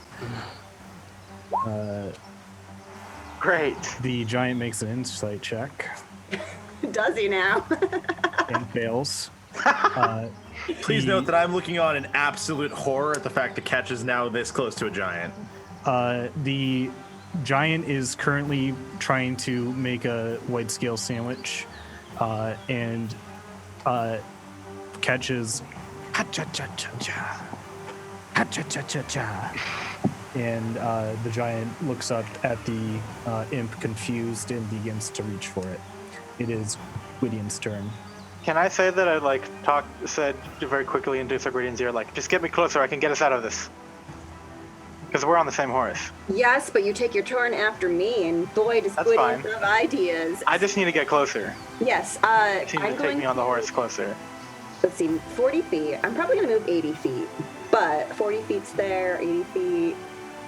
Yeah, how about right there? So, Gwydion will take Boxer and guide him right about this way. We're gonna swing just a little bit outside of his range, and come that's with you. the horse's dash. Mm-hmm. I'm going to give the reins while we're dashing that way to Glimmer. Oh no. Like, you got this, and hop off. So for 5 feet. Yep. I'm right there now. Yep. Am I within 10 feet of this little fucker right here? Or should Yeah, I that square counts. Man, I He takes should up take next. care of him, but we need to get rid of this guy because he's got. No, I'll take care of him. I'm gonna strike him with my lance as I'm jumping off because that's freaking cool. Yep. Yeah. You Yeah. hand the reins through your legs to Glimmer, stand up on the shoulders of the horse, and take a Strike at him before I jump off. So before I take my move, I'll strike because that's how lances work. How a circus clown rides a horse. Action, sorry. Da-da. Glimmer, you're on deck. Yeah, I know what I'm gonna do. I'm trying something big. Does a 19 hit? It does indeed. I pierce that hill giant for 7 damage.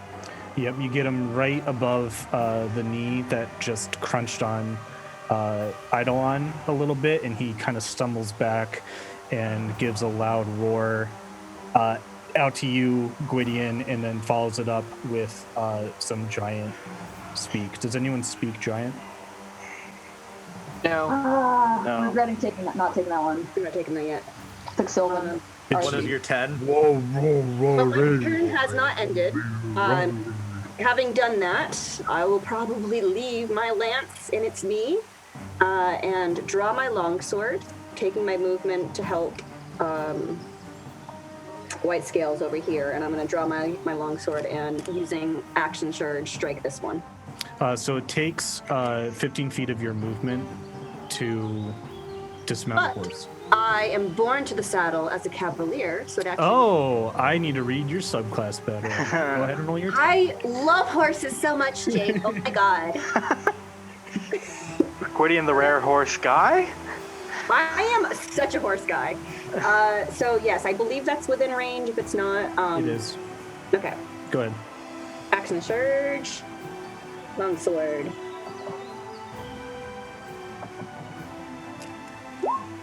Oh my god. Does a 23 hit?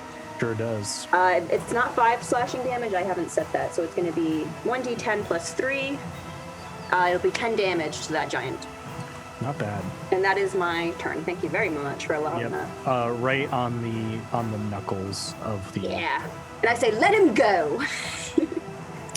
His attention is now thoroughly off of Ketch Of course it is. and down at the 2 little piss ants that are at his knees. Oh, I'm sorry. And bonus action. Bonus action on Wavering Mark on him. So this troll can only focus on me. Yep. Got it. Glimmer, it's your turn. Okay, I'm like 90% sure that this is allowed in the rules. I just want to double check with you. I can cast 2 spells in a turn if one of them is a cantrip. I'm casting a cantrip and a 2nd level spell. I can use 1 meta magic option per spell I cast. I'm going to use 1 on each. So this is what I'm going to do. Yep. These guys are within 20 feet of each other, and I'm Yep. definitely within 60 feet of plunking down a calm emotions. But what I'm first going to do is twin spell mind sliver at both of them, so 2 little spikes, and ramming them into their heads. That's an intelligence save from both of them against 14. That's a solid move. Giants aren't that smart. Just wait, I've got more coming. Watch them both get like nat 20s. Intelligence saving throw? Yep. Why? Why that one, though? Oh. Minus That's 3, a so that's a 13 and and a 9, yeah. those both fail, so they both take, one of them takes 5 psychic damage, the other one I'll just roll another d6 really quick. The other one takes 2 psychic damage. They both have minus d4 to their next saving throw. So, I'm going to, with another 2 sorcery points, quicken spell, calm emotions, just a very quick, like, couple orbs in my hand that coalesce, and I toss it out to catch both of them. So they both have to make a charisma save at disadvantage against 14. Why charisma? Why not con? These are pretty Why is good. it at disadvantage? It's not a disadvantage, it's at a minus d4, sorry, because I just cast Mind Sliver on both of them. Okay, so I'm going to do this one at a time. 1d20 minus 2 minus 1d4. Hell yeah, baby. Combinations. Oops. And then a 2. A 4 and a 2, so they're both calmed. They are no longer hostile to us. Just like some acrobatics in the air. Throw the orb down. I don't know if I'm controlling the horse anymore. I don't know how good I am at that. So, but they are no longer hostile to us anymore. And I'll say to everybody, we have to get away now. We have a minute, and I'm like concentrating on it. The DM in me kind of wants to make you roll an animal handling. You're not trying to do anything with the horse, right? I'm trying to stay on it. Oh, you don't need to. So animal handling should only be if it's like extraordinary circumstances, like your horse just got hit by a boulder from a hill giant. Okay. Oh god. Oh no. Oh no, that's foreshadowing. Yes, because I don't know. So these guys are calm. Tell me, Glimmer, they get a little heart in their corner. Yeah, because they love us. Yeah, well, they're indifferent. The love is a strong word. What does it make them indifferent to all hostile creatures? It says I can make it indifferent about creatures of my choice that it is hostile towards. So Are I'll you pick choosing everybody. this now? I'll pick everybody except for the red palm guy. Great. So that guy goes screaming into the forest and tries to hide. May we perhaps, with Ketch's consent, make them hostile to Ketch and then send him in the other direction, and then he can meet us later? Too complicated. Oh, do these guys need to? Does everyone else in the sphere need to make those save too? I mean, I guess. One sec. Oh, I'm I mean, definitely going to fail it. I would have I'm cast it. Fail this for you. Hold on. I would have cast it. Like here, or actually, I don't wonder if there's a way for me to, because No, it's you- within You'd have to get them because a they're 20-foot radius. Yeah. So you'd have to go with white scales and Sirgwood. I failed. Including catch. Yes. Yeah. So Catch got a 13, so he fails. But it's okay. They're just calm boys. That's a surprise success. It's Intelligence is charisma. It's it's charisma. yeah. Oh, it's charisma, not intelligence? Yes, for calm emotions. Oh, then, never mind. I then, can probably actually save from that. Yeah, Catch actually saves if it's charisma. Yep. I also save. I also save. Shit. Good job, guys. Okay. Good job, everyone. How does that that spell like feel as it like is? You probably cast- feel it's like a purplish light that like washes over you, and then you probably feel like a numbing effect on your mind. But if you succeed, then you just sort of like shrug it off. you shrug it off. Yeah. Yeah. Badass play, Glimmer. Anything else on your turn? I'm saying like we have to go. We have a minute. Come on. The other thing- Giants failed, right? There's a Glimmer. I'm sorry, but there's a range on the spell, isn't it? When we get far enough away, it will wear off. I don't know how far that is. I think for a concentration, I mean, let me see. Your spells work. So it should be that you only have to cast the spell within a certain range, but then you can. Yeah, and as then long I'm as you're concentrating on it for up to a minute. Yeah, it doesn't say Okay. that if it breaks the range, that it breaks the spell. Yeah. Okay. Sometimes it has a specific clause. Yeah. Yeah. But not in this one. Yeah, okay. Okay, it is Whitescale's turn. The giant in front of you has ceased to try to grab you. It looked like it was going to attack Ketch, but it is now just kind of squarely looking around, looking for the guy that went south. Cool. I'm going to run over and hop back on the horse. Okay, so that takes all of your movement for the round. I can move the horse, correct? You can move the horse, yes. I'm going to choose not to. Okay. And then I'm going to shout over to Gwydion and Catch. Just quickly, back on the horse! And I'll reach my hand out to Gwydion. Okay. Eidolon, it's your turn. Yes, I am going to calmly move the horse around the giant that's in front of me in the safest manner possible so that I don't get trodden on if he goes after that guy. Yep, you can get all the way around him. As you bring your horse around, he's just looking down going, oh.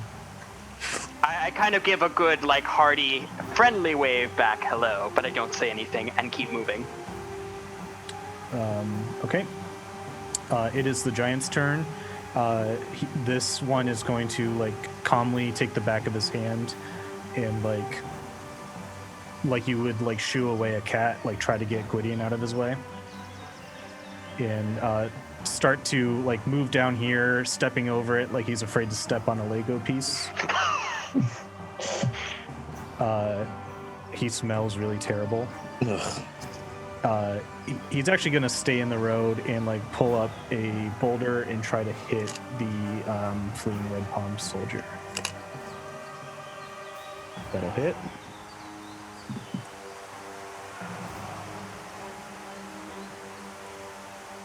Okay, that you just hear a crunching sound. Oh, no. From the inside of the forest as the boulder flings into it, and you can see a tree kind of like fall down in the forest. The giant looks to the other giant and goes,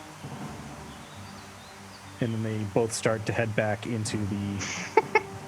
I would very quickly before they go just be like, oh, excuse me, very quickly, do you know you speak common? Excellent, have a good day. Good work, fellas. Good work. Good work, lads. We've got 50 seconds.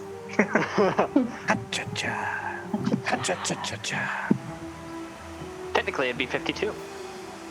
Hey, Eidolon, do I still got to distract these guys? No, Ramashakaphona catch, remain silent. Flies back down to weight scales. And this is where we're going to take our break. Good job, everyone. We're going to be taking a 15-minute break. We'll be rejoining back at 8 for the party's arrival in Turek. Great job on not having to kill any giants or fight them, you folks. And we'll see you at 8 p.m. See you in a bit, y'all. We're on the non-lethal playthrough. Go with it. I'm loving it. Pacifist run. Shadowlands pacifist run, everybody. Non-lethal spells. So we can get at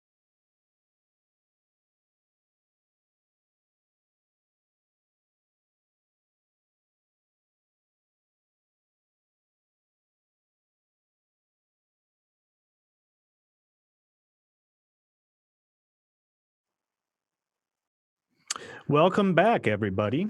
Last we left our intrepid group, they had struck out from their camp that they shared with the Dagger Lads. They're very valiant rescuers, and we're heading towards the city of Tarek, which is the college town of the Free Cities of Dunmarch. On the way, they ran into some Red Palm soldiers fleeing from some rather large and angry giants that were rumbling through the trees. Luckily, thanks to some quick thinking from Glimmer, he managed to use up 50% of his resources for the day to get rid of two giants by calming them down and going along their separate ways. So we're rejoining the party on the road as they're listening to the giant footsteps retreat back into the forest. Is there anything you'd like to do in this immediate scene? You've got about a minute before the giants realize that they've been hoodwinked and become uncalm. I'm encouraging everyone to go as fast as possible. Okay. Yes, I would agree. We should be going as fast as possible. I don't have another Excuse me. plan. I Yes. can potentially blind one again if it comes down to it, but We just have I to think this is the best shot. get out of sight.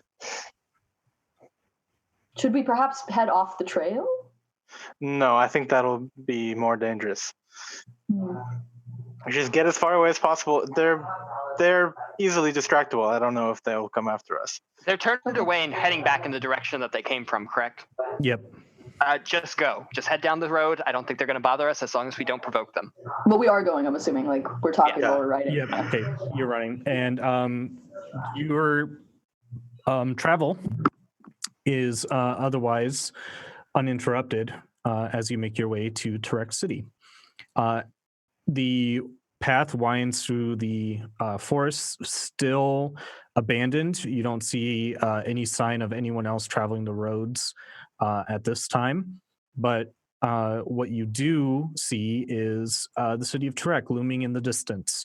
You round a corner on the road, and the trees open up to reveal in the middle of the forest clearing a pretty sizable city, roughly comparable to the size of St. Gertrude, but a little bit more well-developed.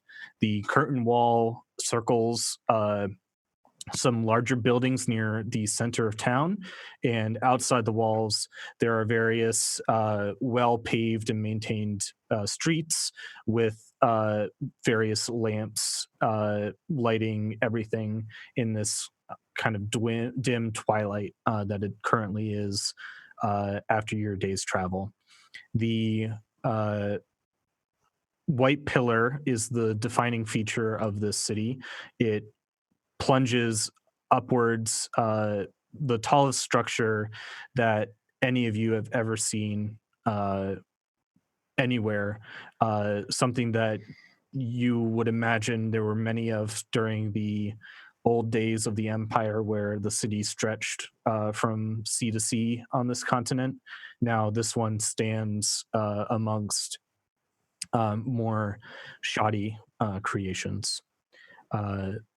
So you're currently outside the curtain wall where all the like university and college areas are. Anyone who grew up in the Free Cities of Dunmarch would know this to be the college town of the Dunmarchian, the Free City of Dunmarch.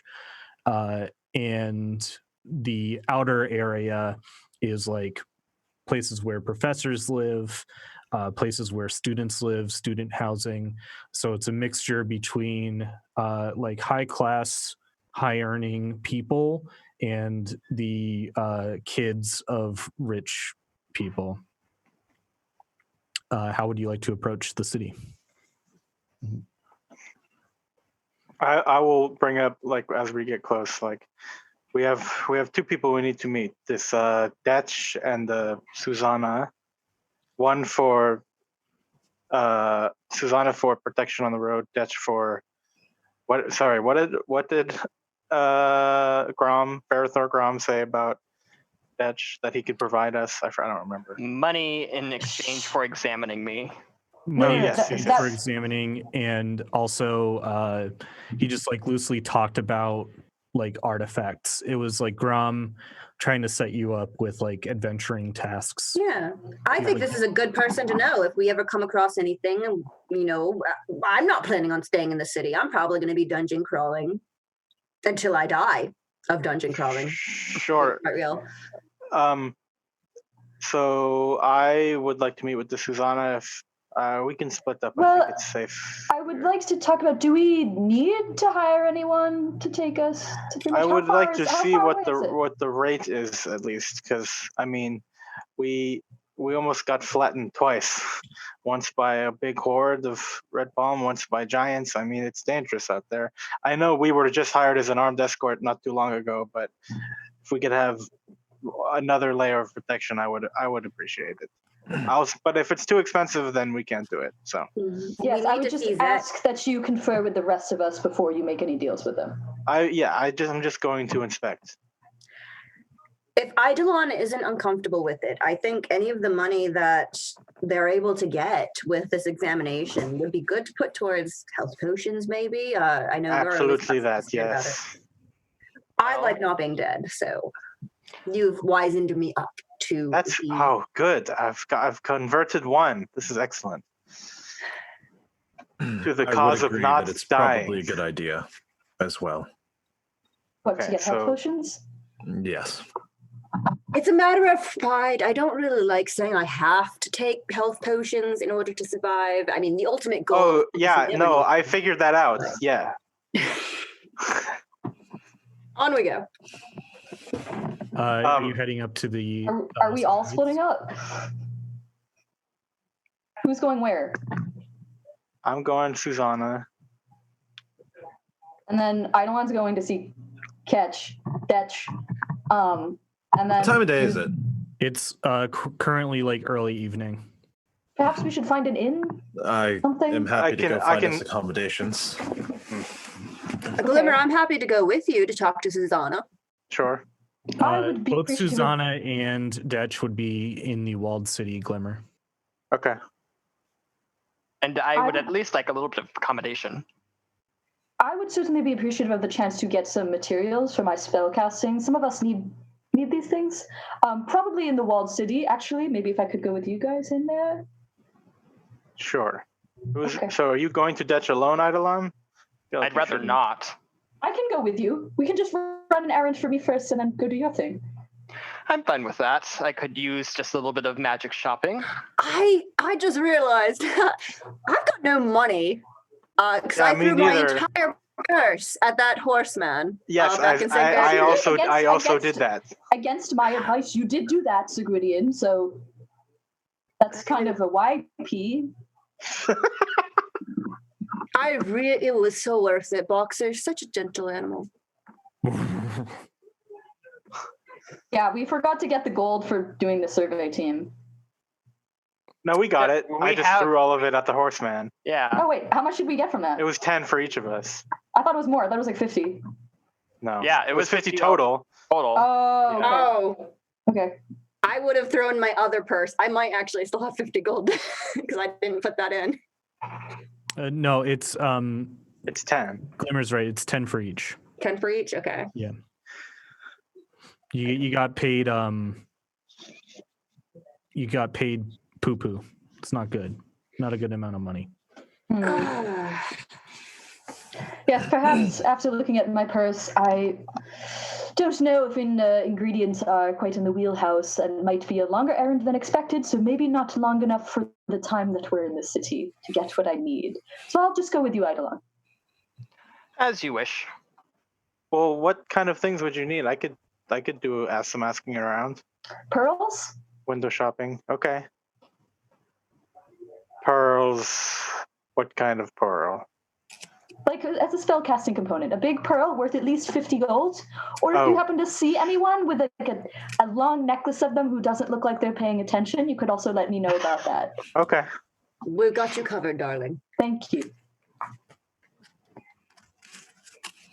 So Glimmer, Eidolon, Asherin, and Sir Gwydion are heading into the walled city, and White Scales is looking for accommodations outside.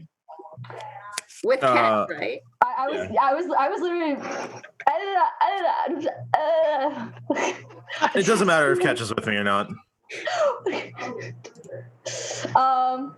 If someone else wants to take him, that's fine. If he's hanging out, I'd just be like, Ketch, would you care to see the inside of the walled city? Nah. All right, up to you.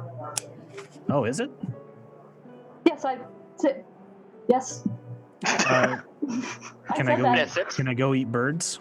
Actually, yes, I as long think as you're not doing it in front of peasants, I think that would be fine. actually I think All we right. could get No, a wait, little. I like what I'm hearing. I think we could get a little bit more gold out of him. After all, we are going to see a magic user who's interested greatly in history, and what's better than a demon or a devil under our command? I am concerned with presenting a fiend to an academic who then might call some sort of authority on us or attempt to steal that talisman. I mean, let's see if we trust him first, and then The talisman is on the dagger, is it not? Or No. no, it's like a necklace. No. But you have it in your zone. You claimed it. Yeah. Oh, Please just ensure nothing bad happens to him. I think we should just let them eat birds. Yeah. Why don't you get a day off, bud? Go ahead. Can I be a bird? If I'm a bird, can I poop on people? Yes. Two people. The richest people that you can see. Yes, that's better. That's a better one. I know I look rich, but Where it's not me. was this spunk when we were in St. Gertrude? It was like, catch this and don't catch that. And Oh, yes. blah, If you blah, see ass keys at any point in time, Ramadan Shakalaka, you can. Ramadama Shakalaka. We were a little worried about a couple of other things, but Things in St. Gertrude were delicate. different.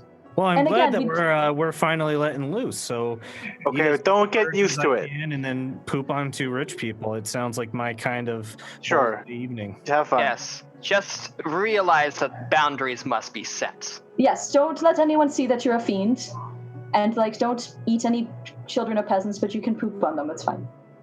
But children birds are okay. Like Yes, baby it's yes. kids. It's not ideal, but it's up to you, buddy. He turns into a raven and flies over Thus the wall. begins our long quest to turn Catch into a vegan. Also, if anyone is paying even a little bit of particular attention to Glimmer, you notice that he is casting many long looks at the tower, and he's distracted by it, and his mind is somewhere else, and he's trying to hide it, but he's doing a terrible job. Has anyone? I've been through this city before, not spent a lot of time here. Didn't go inside the wall. Has anyone know what the inside of the wall is like? That could perhaps have a better sense of direction of where we're headed. Okay, we'll ask for directions. Well, no, I've been. You have? I've been through. Yes, I know a few places. Well, that should be helpful. Yeah. A student here then? No, just passing through. Okay. Well, lead the way.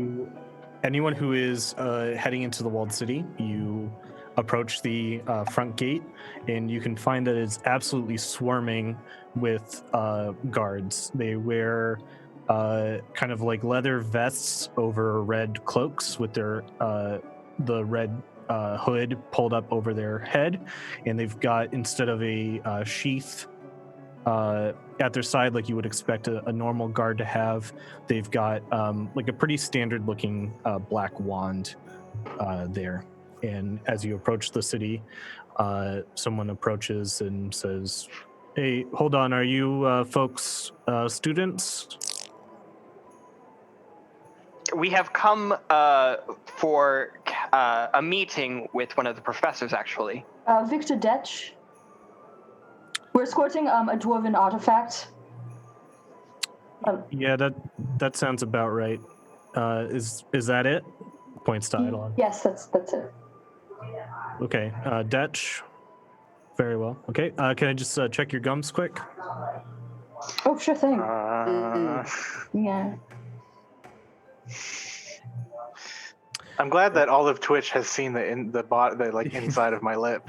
You know what they say about what we put on the internet never goes away. That's true. I can't run for president now. Or can you? Anything's possible. The guard takes a long look at all of your gums, gets pretty satisfied, and says, "Okay, Dutch should still be in his office in the Grand Archives. You want to head through the gate and take a left at the courtyard opposite of the lipid pillar. If you need to attend to any business beyond that, you'll have to get a note from Detch to be able to split off of this designated path." Is there a place for housing? We plan on staying the night while we're here. I recommend the Magnolia, which is just 2 blocks down on that side of the gate. The interior of the city is strictly for higher ranking professors' housing and school offices. So I presume, is there a strict curfew that we need to be out of the inside before a certain amount of time? Just because it's getting late, we'd like to know. No, the professors take callers, but if you do not check in with Detch, we'll have to escort you out. Don't worry, we'll find you. Oh, well, thank you. I'm relieved we won't get lost over here. Let's go. Gestures you inside, and you're greeted with the sight of like a well tended college campus, low brownstone buildings and things of that nature. You can see around the outside there are various other larger buildings. There seems to be a giant temple to the gods south of the limpid pillar. There's also a larger brownstone building that looks like it's been recently converted into some sort of schoolhouse titled Xander's School for the Magically Talented. And there is a big white courthouse looking building called the Palladian School of the Plains. There's St. Yala's School of Divinity. It's like Ivy League college campus where all the different areas of magic are split off into different sectors. The Zoolander School for kids who can't magic good. Yeah. It's just Xander, and it's spelled with an X. You moron. Take disadvantage for the rest of the night. Ooh. Get out of here with that. You can see Sir Gwydion getting visibly uncomfortable and itchy at around being so many people of learning. Yeah. Can I say that I have like a travel cloak and I put the hood up? Sure. Okay. Put the red bandana on. That will go over well. Nope. And the Grand Archives are just across the way from the Limpid Pillar. You can head into them, and it's like a giant library. It's the most expansive library that many of you have ever been in. And, is it public?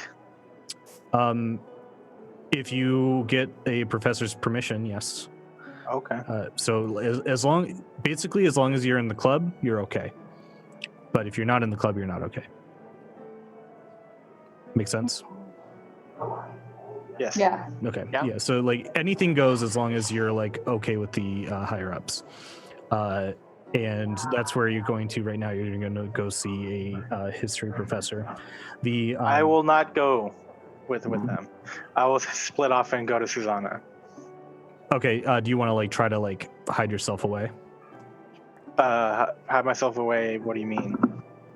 Because the guards are expecting you to go on like a set path. Oh. Are they not like watching us closely though? Are they? Are they escorting us? They're not escorting you, but they are everywhere, and they are. So we're in we're in the walls now. So we're in the quad. Okay. Yeah. Wait. So would I be reasonable to assume that like if I split off, if other guards see me, they would assume that I know what I'm doing and I'm doing something that I'm allowed to do. Is that a reasonable assumption? If you Does- pass a deception check, sure. Yeah. They're watching me that closely? Okay. It's like a college campus just found out that a military coup was happening in the next town over.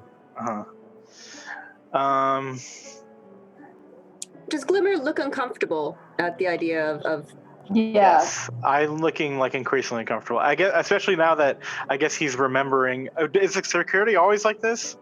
No, it's Okay. extremely tight because of the red palm thing. Okay, yeah. So he's realizing how tight the security is. He's getting more and more comfortable. How long? It's too risky. I'll just split off. I'll like. Say I'll a go few with words you. to them. I'm going with you. Okay. We're on just our let me- horse. Yeah, just let me do the talking though, okay? Have faith. I- We know where we're going, and we have absolute every right to be here. I'm sorry. I thought we were going to go to Vesh first and then Susanna, but you'd like to leave now? We discussed doing both at the same time. Yes, but that was before we had armed guards telling us to not do that. I think I don't know. I don't think we'll get. I like to think I laws are don't agree. something to be only obeyed occasionally. No, it's a risk versus reward thing. I've weighed it out. I don't know if the chance of perhaps getting some sort of armed entry that we can't afford merits, Okay, that's being fair. arrested I'll by- just stay Here's in. another I thing will. too. The Susanna was described to you as being a member of the Cloaked Guard. This is somebody Oh. we're probably going to have to talk to anyways as we're leaving. Yes, I mean, we don't know who she is. We just heard her name. Okay, I I will assumed that, just. Detch I was will going to just tell us stay. more. I will stay close by in the lobby or outside of the tower or something, and then I'll Okay. wait for And you then to we'll be visit finished. Susanna after Okay. that. Okay, you head into the Grand Archives. The front desk is being attended to by a pretty old-looking gnome with a gray beard and white streaks through it. He looks down at you from his stool with half-moon spectacles and says, yes, can I help you? You don't appear to be students. No, we're actually delivering a dwarven construct to a Victor Detch. I believe he's in here. And this is the construct. So you have a meeting with Detch. What do you want to show him your golem? Yes. Yes, let's go right ahead. Okay. I thought Idolin was going to say something. No, well, yes, I was about to say, how embarrassing. You see, we were given a reference by the Dagger lads to meet with him. I don't suppose that they have already spoken to him beforehand. I don't suppose you could say that we are friends of Verithor Grom, and he sent us to speak with Dr. Detch. Oh, Verithor Grom, big fan. Okay. Yeah. I have the Verithor Grom thermos right here. He is kind of like eyeing you suspiciously, but tells you the location of the office. It's like on the second floor to the right. Great. And is there any sort of like powder room or something like that in the area, just in case? Yeah, bathroom's just down the hall and to the left. Oh, thank you so much. And I kind of want to like look at Glimmer because I want to shoot Glimmer a look because I'm like, maybe he shouldn't just be ominously hanging out in the lobby in front of this guy who's suspicious of us. I'll just head back out and hang out You do what you want to do. like by the front door, just like waiting for them to finish their business. Okay. Like I escorted them here, but I don't care about the actual like meeting, so I'm just gonna hang out. Okay. Are you Okay. in like the lobby of the library or outside of it? I'll like once all the dealings are done, I'll like split off and tell them in a way where I'm heard. I'll be like, I'll wait for you outside the front door, and then I'll go outside. Okay. The remainder of the party heads up to the second floor to a office that is labeled Victor Detch. It's like a wooden door with a window pane and his name in gold letters stenciled on the side, foggy glass. It's there if you want to knock on it or otherwise announce yourselves. I would love to knock on it. Yes. Yes, hello. Is there Mr. Victor Detch available to speak with us? That's me. Yes, so we encountered an associate of yours, Verithor Grom, who sent us your way. My associate here, Eidolon, is a dwarven construct of some kind, and we thought you may be able to, who would like enjoy taking a look at him? This is what Verithor said to us.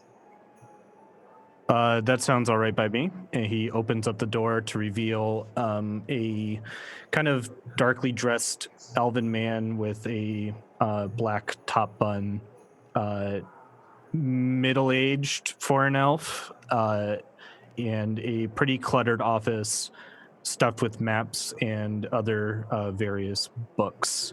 He welcomes you in and offers you, everyone but Eidolon, a seat. Okay. So this is the construct right here. Yes. Eidolon, you care to take over? Yes. Designation I-D070N.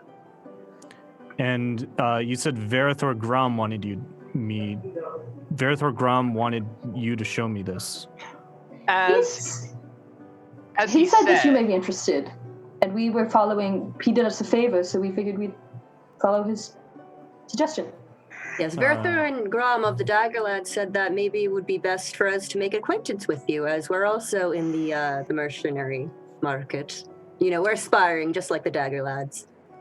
You're looking for a job of some sort, then. We are headed southward, but we will be looking for work afterwards, probably. Yeah, I have a few things that could use procuring. I'm on the trail for some lost artifacts of the old Garcidian Empire, particularly those involving the Garcidian deities, of which he looks at Eidolon. You seem to be very much imbued with the magics of the cult of Gorgast, which is very interesting to see in this day of age. What year were you built? What year was it? 5 years before the war. It was like the year of the Empire, which has like been lost to history. So you were like built before the Great Silence. Yeah, so I try and mention the best of my ability that year. Well, this is quite a find indeed. How much do you want for him? He's actually not for sale by us. He's a singing crow, so you would have to talk to them, I guess. Seems like a waste to have him marching around the fields. I mean, you could post it. You could post his bounty, I suppose, and pay it off. I don't know. Talk to Eidolon about it.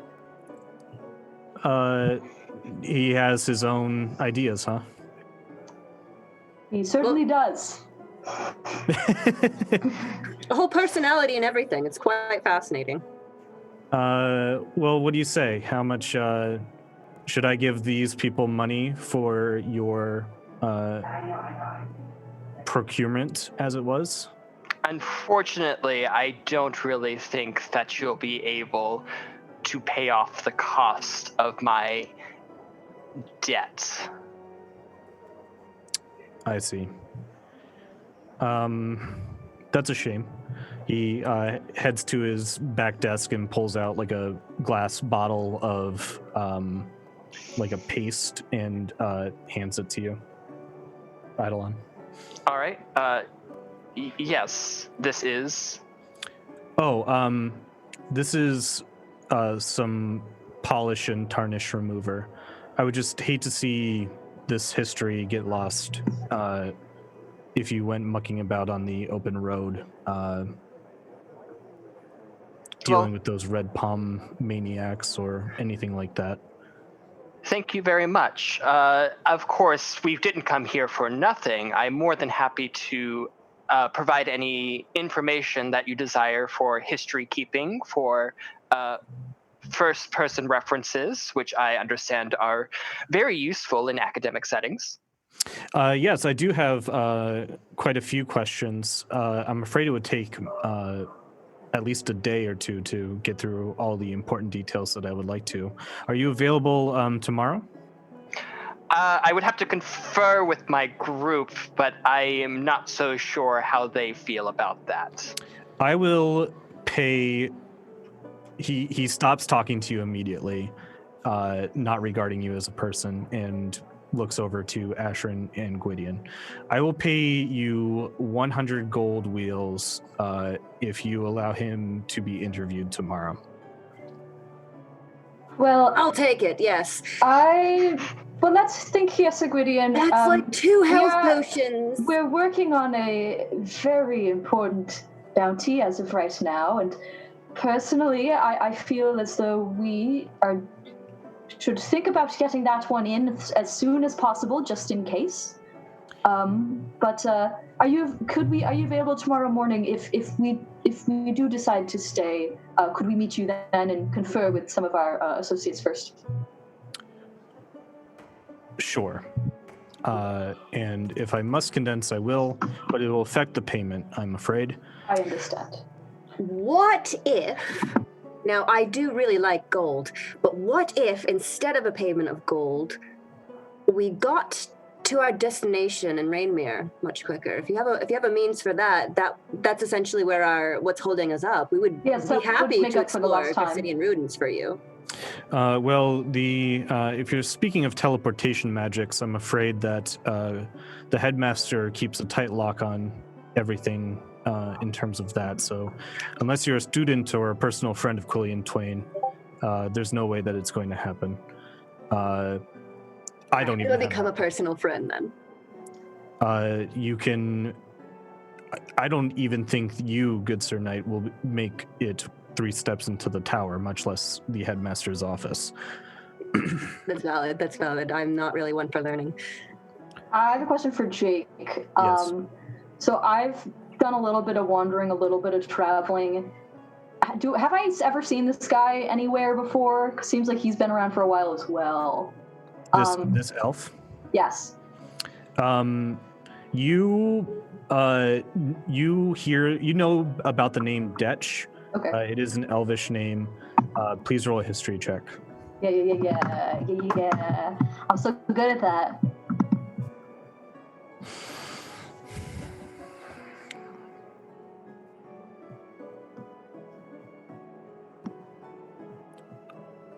Natural 20. That's a natural 20 plus 5. Yeah. So you would have definitely known about his father, who was on his way out last you were traveling around. So he's probably gone now. And he was a rather famous religious philosopher who wrote a lot of treatises on how people were dealing with the apparent lack of divinity in the world. So he wrote a book called On the Loss of Gods, and it talks about various, not only like what it did to like the psyche of people that were former subjects of the empire, but what to do about it in the future, and basically made the argument that all the gods were gone and they're not coming back and they don't care about you anymore. Very Nietzschean, huh? Yeah. Yes. So like that's a very famous name, and that's where the name like Detch rings out to you. Mm-hmm. Compared to that guy's level of fame and notoriety, there's no this guy is like real small potatoes. He's like the introductory history teacher at the local college, not like a world-shattering philosopher. Okay, but there's nothing particularly ominous about that. He's just that, so it's fine. It's just that. Cool. I don't need to talk to him about his dad and make him feel bad. So. You can also just give me a. Actually, you know what? Maybe I'll just describe it. Now, as you been spending some more time in this office, you also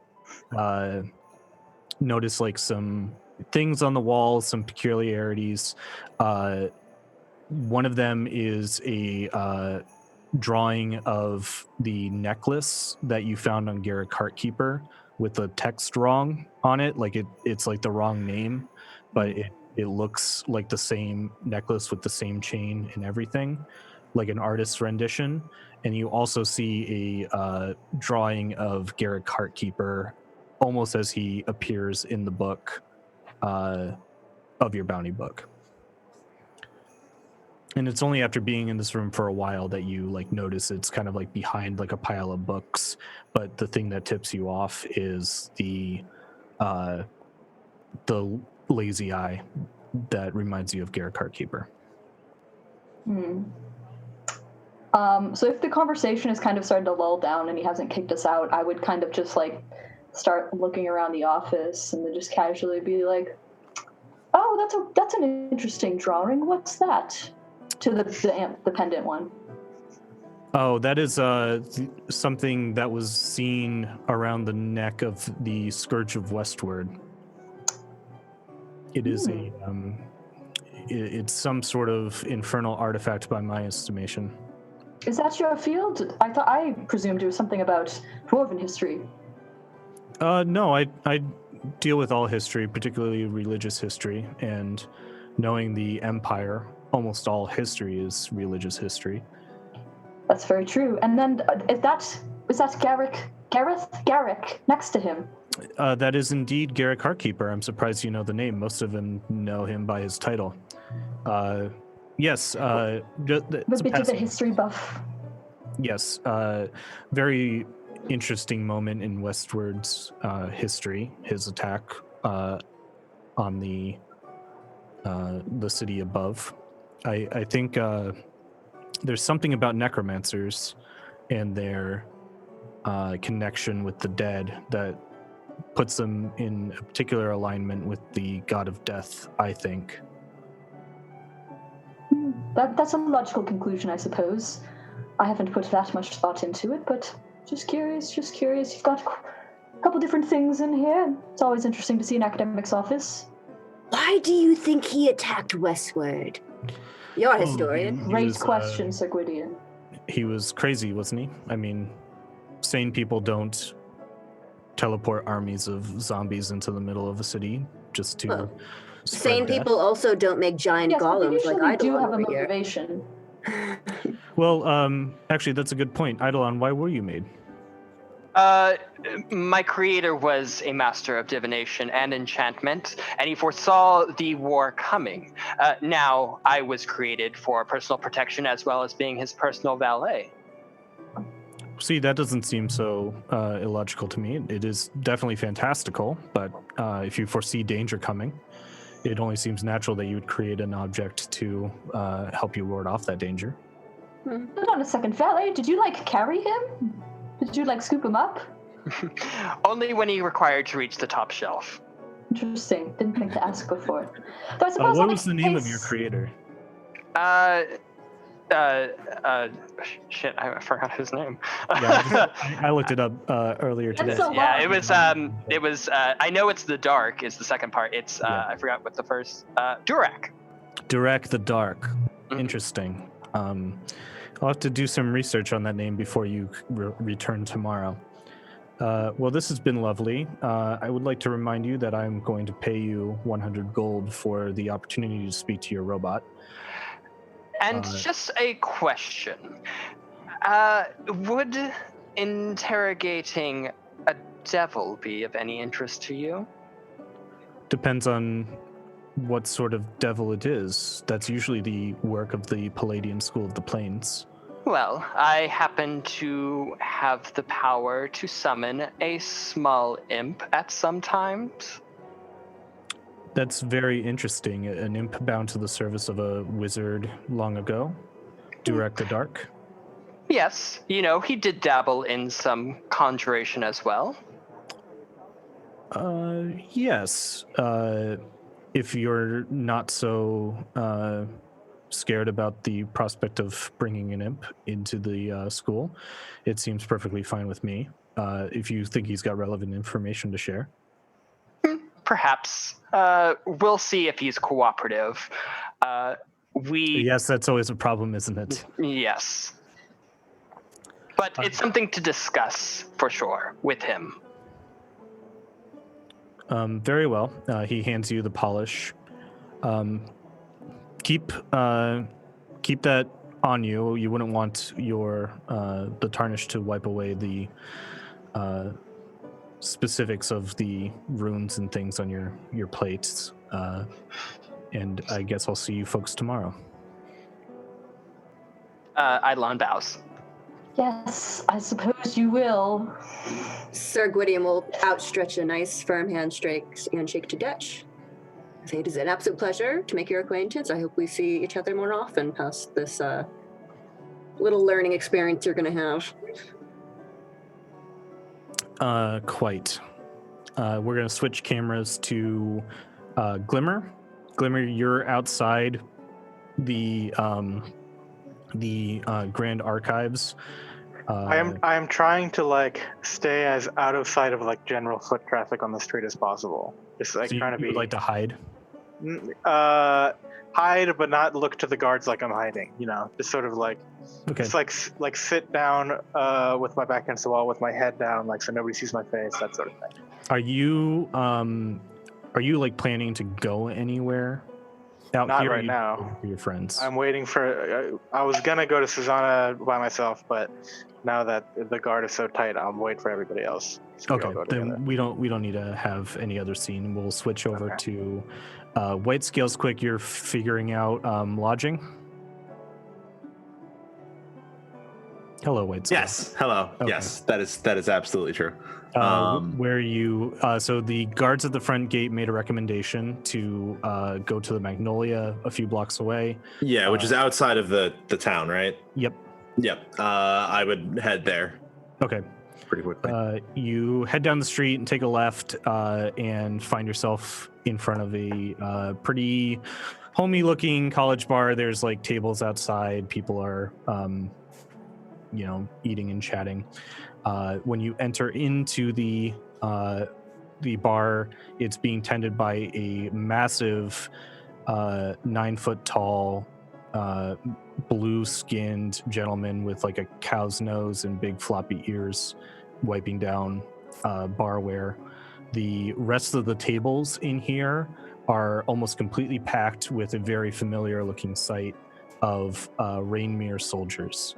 They've got the way you can tell them as Rainmere soldiers is they've got a maroon tabard over their pretty well-made armor.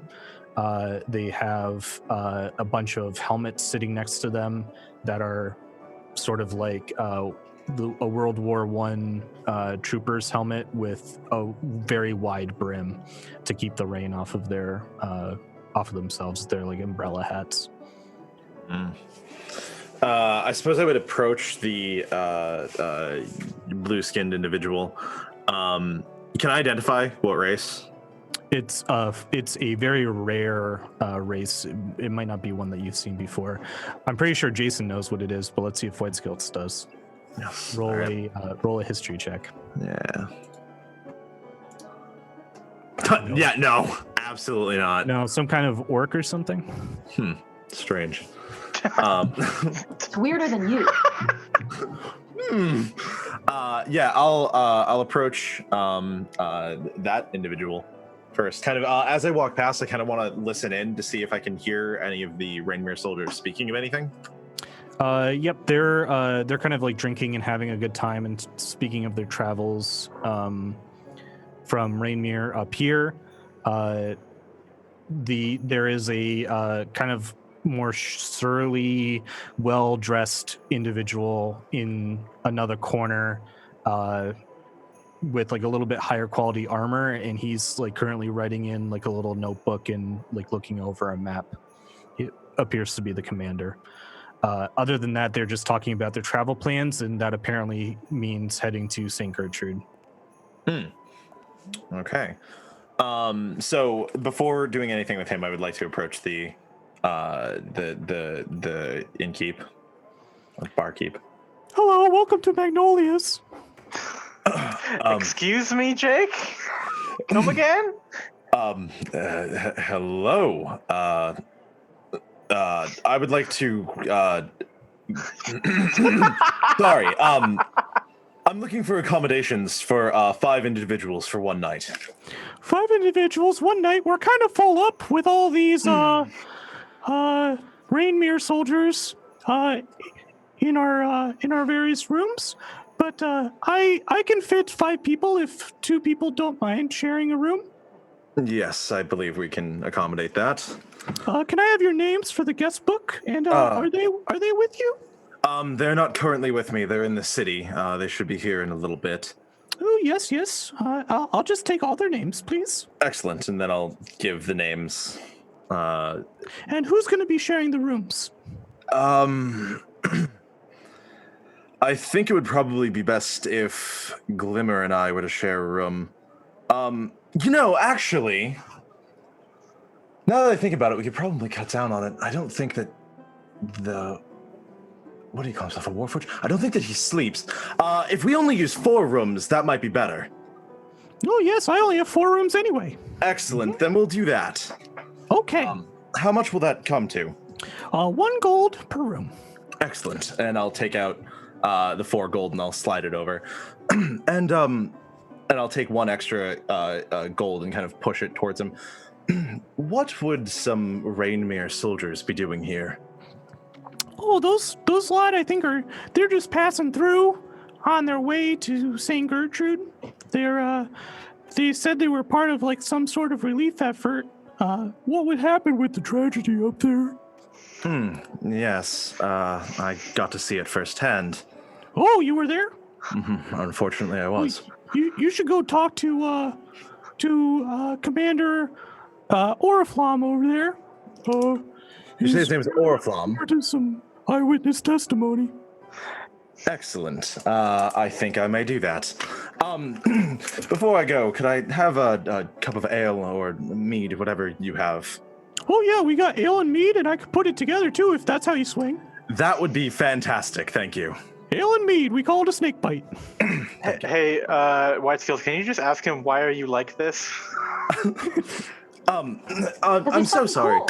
No, I'm not here to influence you. So this may be insensitive, but what are you exactly? There are some very rare races to see, as you can see.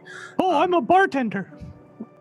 Yes. I meant what species are you? I don't think I've encountered one of your kind.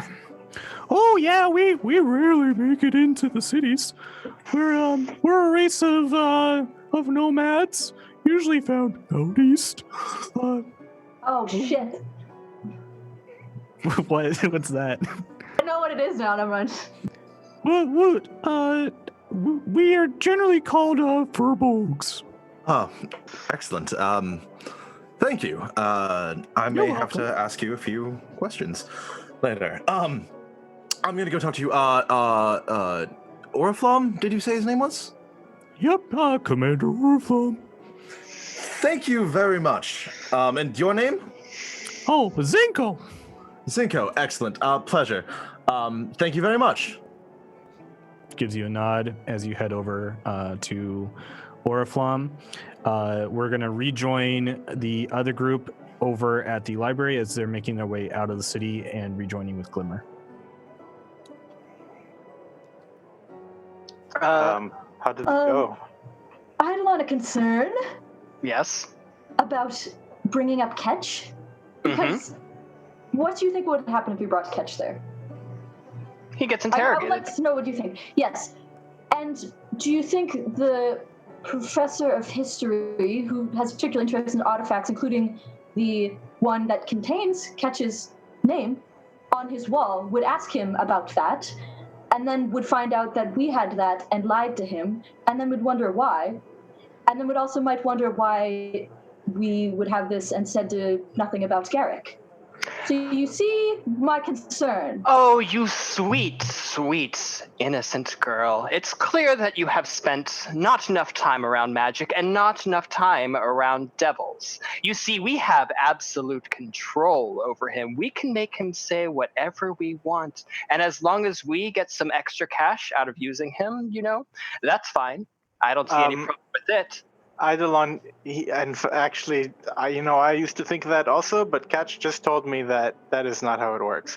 He follows the last command.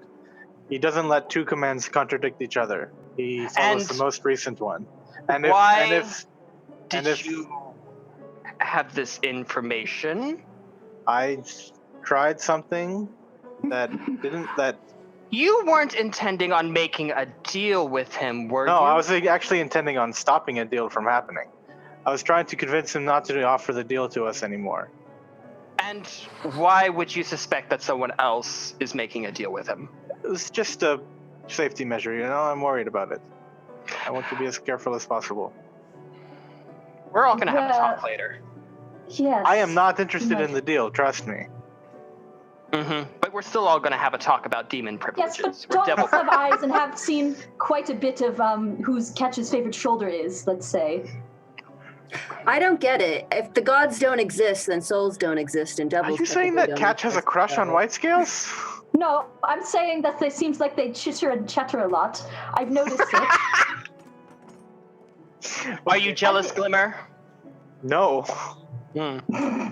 Ashrin, you feel a little plink of wetness fall on top of your head. That's nice. That's nice. That's real nice. Is he in a visible range? Yeah, he's visible. He's currently a raven, dive bombing another bird currently, but he decided to let a bomb drop. Right. Catch, would you care for a conversation about now? That's not a yes or a no. No. We have this talk when we come back to the I would like to have a talk. Okay. I say we all should have a nice little conversation on how demons behave and how you interact with them. Well, I think that's fair. We still need to discuss about Dutch seeing Eidolon tomorrow. We want to leave early, right? Can we spend the day? Yes, We should have this conversation at the tavern, though. Yes, let's go to the tavern. Let's go to the tavern. The four head back to the tavern. Ashrin, your hat is covered in bird poop. Assuming that we're leaving tomorrow, then I won't go to Susanna today. Okay. Or actually, yeah, it's fine. I don't need to do it. And right before we go to the tavern, I want to indicate that I want to have a private conversation with Catch. I don't know if we have time for that right now. Yeah, sure. You can do that. So you have given Catch the order that he's not to be anything but a bird. I didn't say his true name. I just told him not to. I know, but you want to talk to him, so you have to him. Yeah. So you want to do that in your room for the night. I prefer to do it outside. Okay, so he's ordered currently not to be an imp when other people are around. Yes, so I would like to find a private alley or something. Okay. So I just say, excuse me, I'd like a couple words with a friend.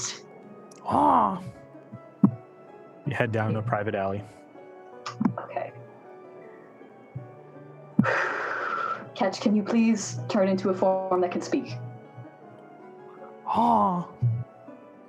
Ramashakafona, Catch, please. It's me and him. It's me. Oh, is it? I thought we all are going down into I've asked for a private combo with Catch. Ashrin peeled off separately down. Oh, absolutely not! After the talk that I just had, no. I want to look at Eidolon and give him a withering stare and point at my hat and say, "May I have a talk with Catch?" It's just like no deals. Oh no. All right. That's a bad idea. Come along, Eidolon. We're going to teach you a little bit about this mortal thing called trust. Listen. So the other three head over into Magnolia, see the giant furbolg, and see White Scales mid-conversation with Commander. We're going to pick up that conversation next time and finish up with this scene with Ketch in the alleyway tonight.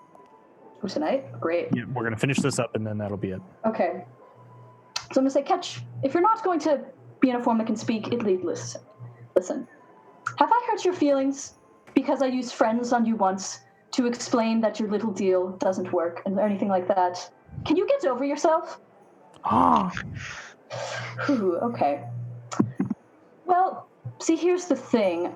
I believe you may have offered the deal again to White Scales, and I've got some concerns about that. You see, well, I have some sympathy for you in the situation that you're in. You know, you've got to make your little deals to get somewhat ahead in life, but I really can't stand for you to kind of ruin this thing we have here. We have a fragile little trust, and we're very close to getting payout. So you see, what I'm saying is stop fucking messing around. Are you listening? Great. Another thing I'd like to point out. I have not said your true name. And a couple of us haven't either. So I would like you to keep that in mind. We can potentially make this relationship work. It's up to you. And listen, I'm not here to make friends. I just don't want to get murdered. I'm a social pragmatist, and I need this thing to work. The Real Housewives of Dunmarch. So, are you on board with following along what we're saying and then getting your own time to do your own thing? Are you on board? Are you listening? Yes, I see. Well, listen to this. I would like to cast Magic Missile on Ketch. Okay. Oh. Roll your damage.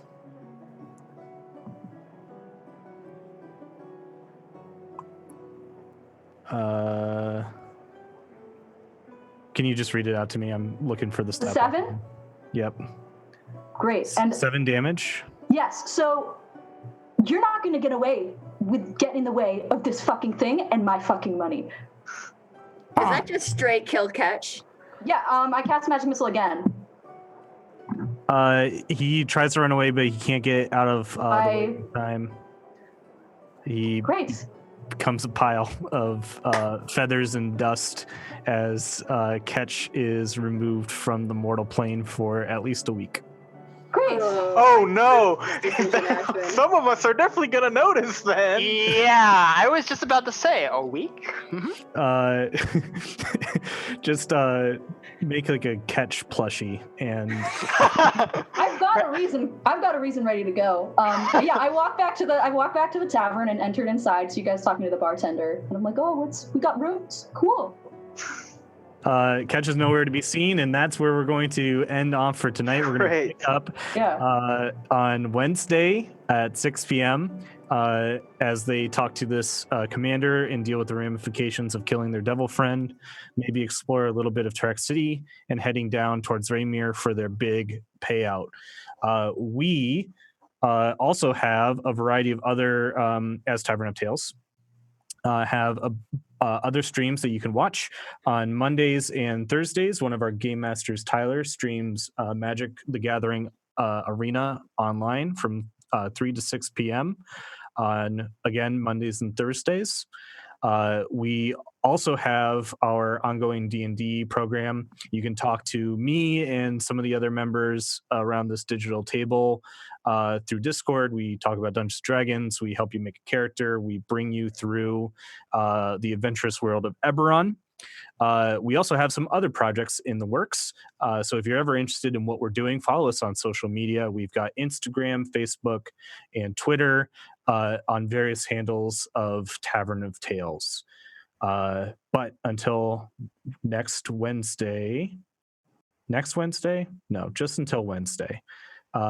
You've been awesome. Thank you very much for coming and joining us tonight, and see you next time. Bye-bye. Bye.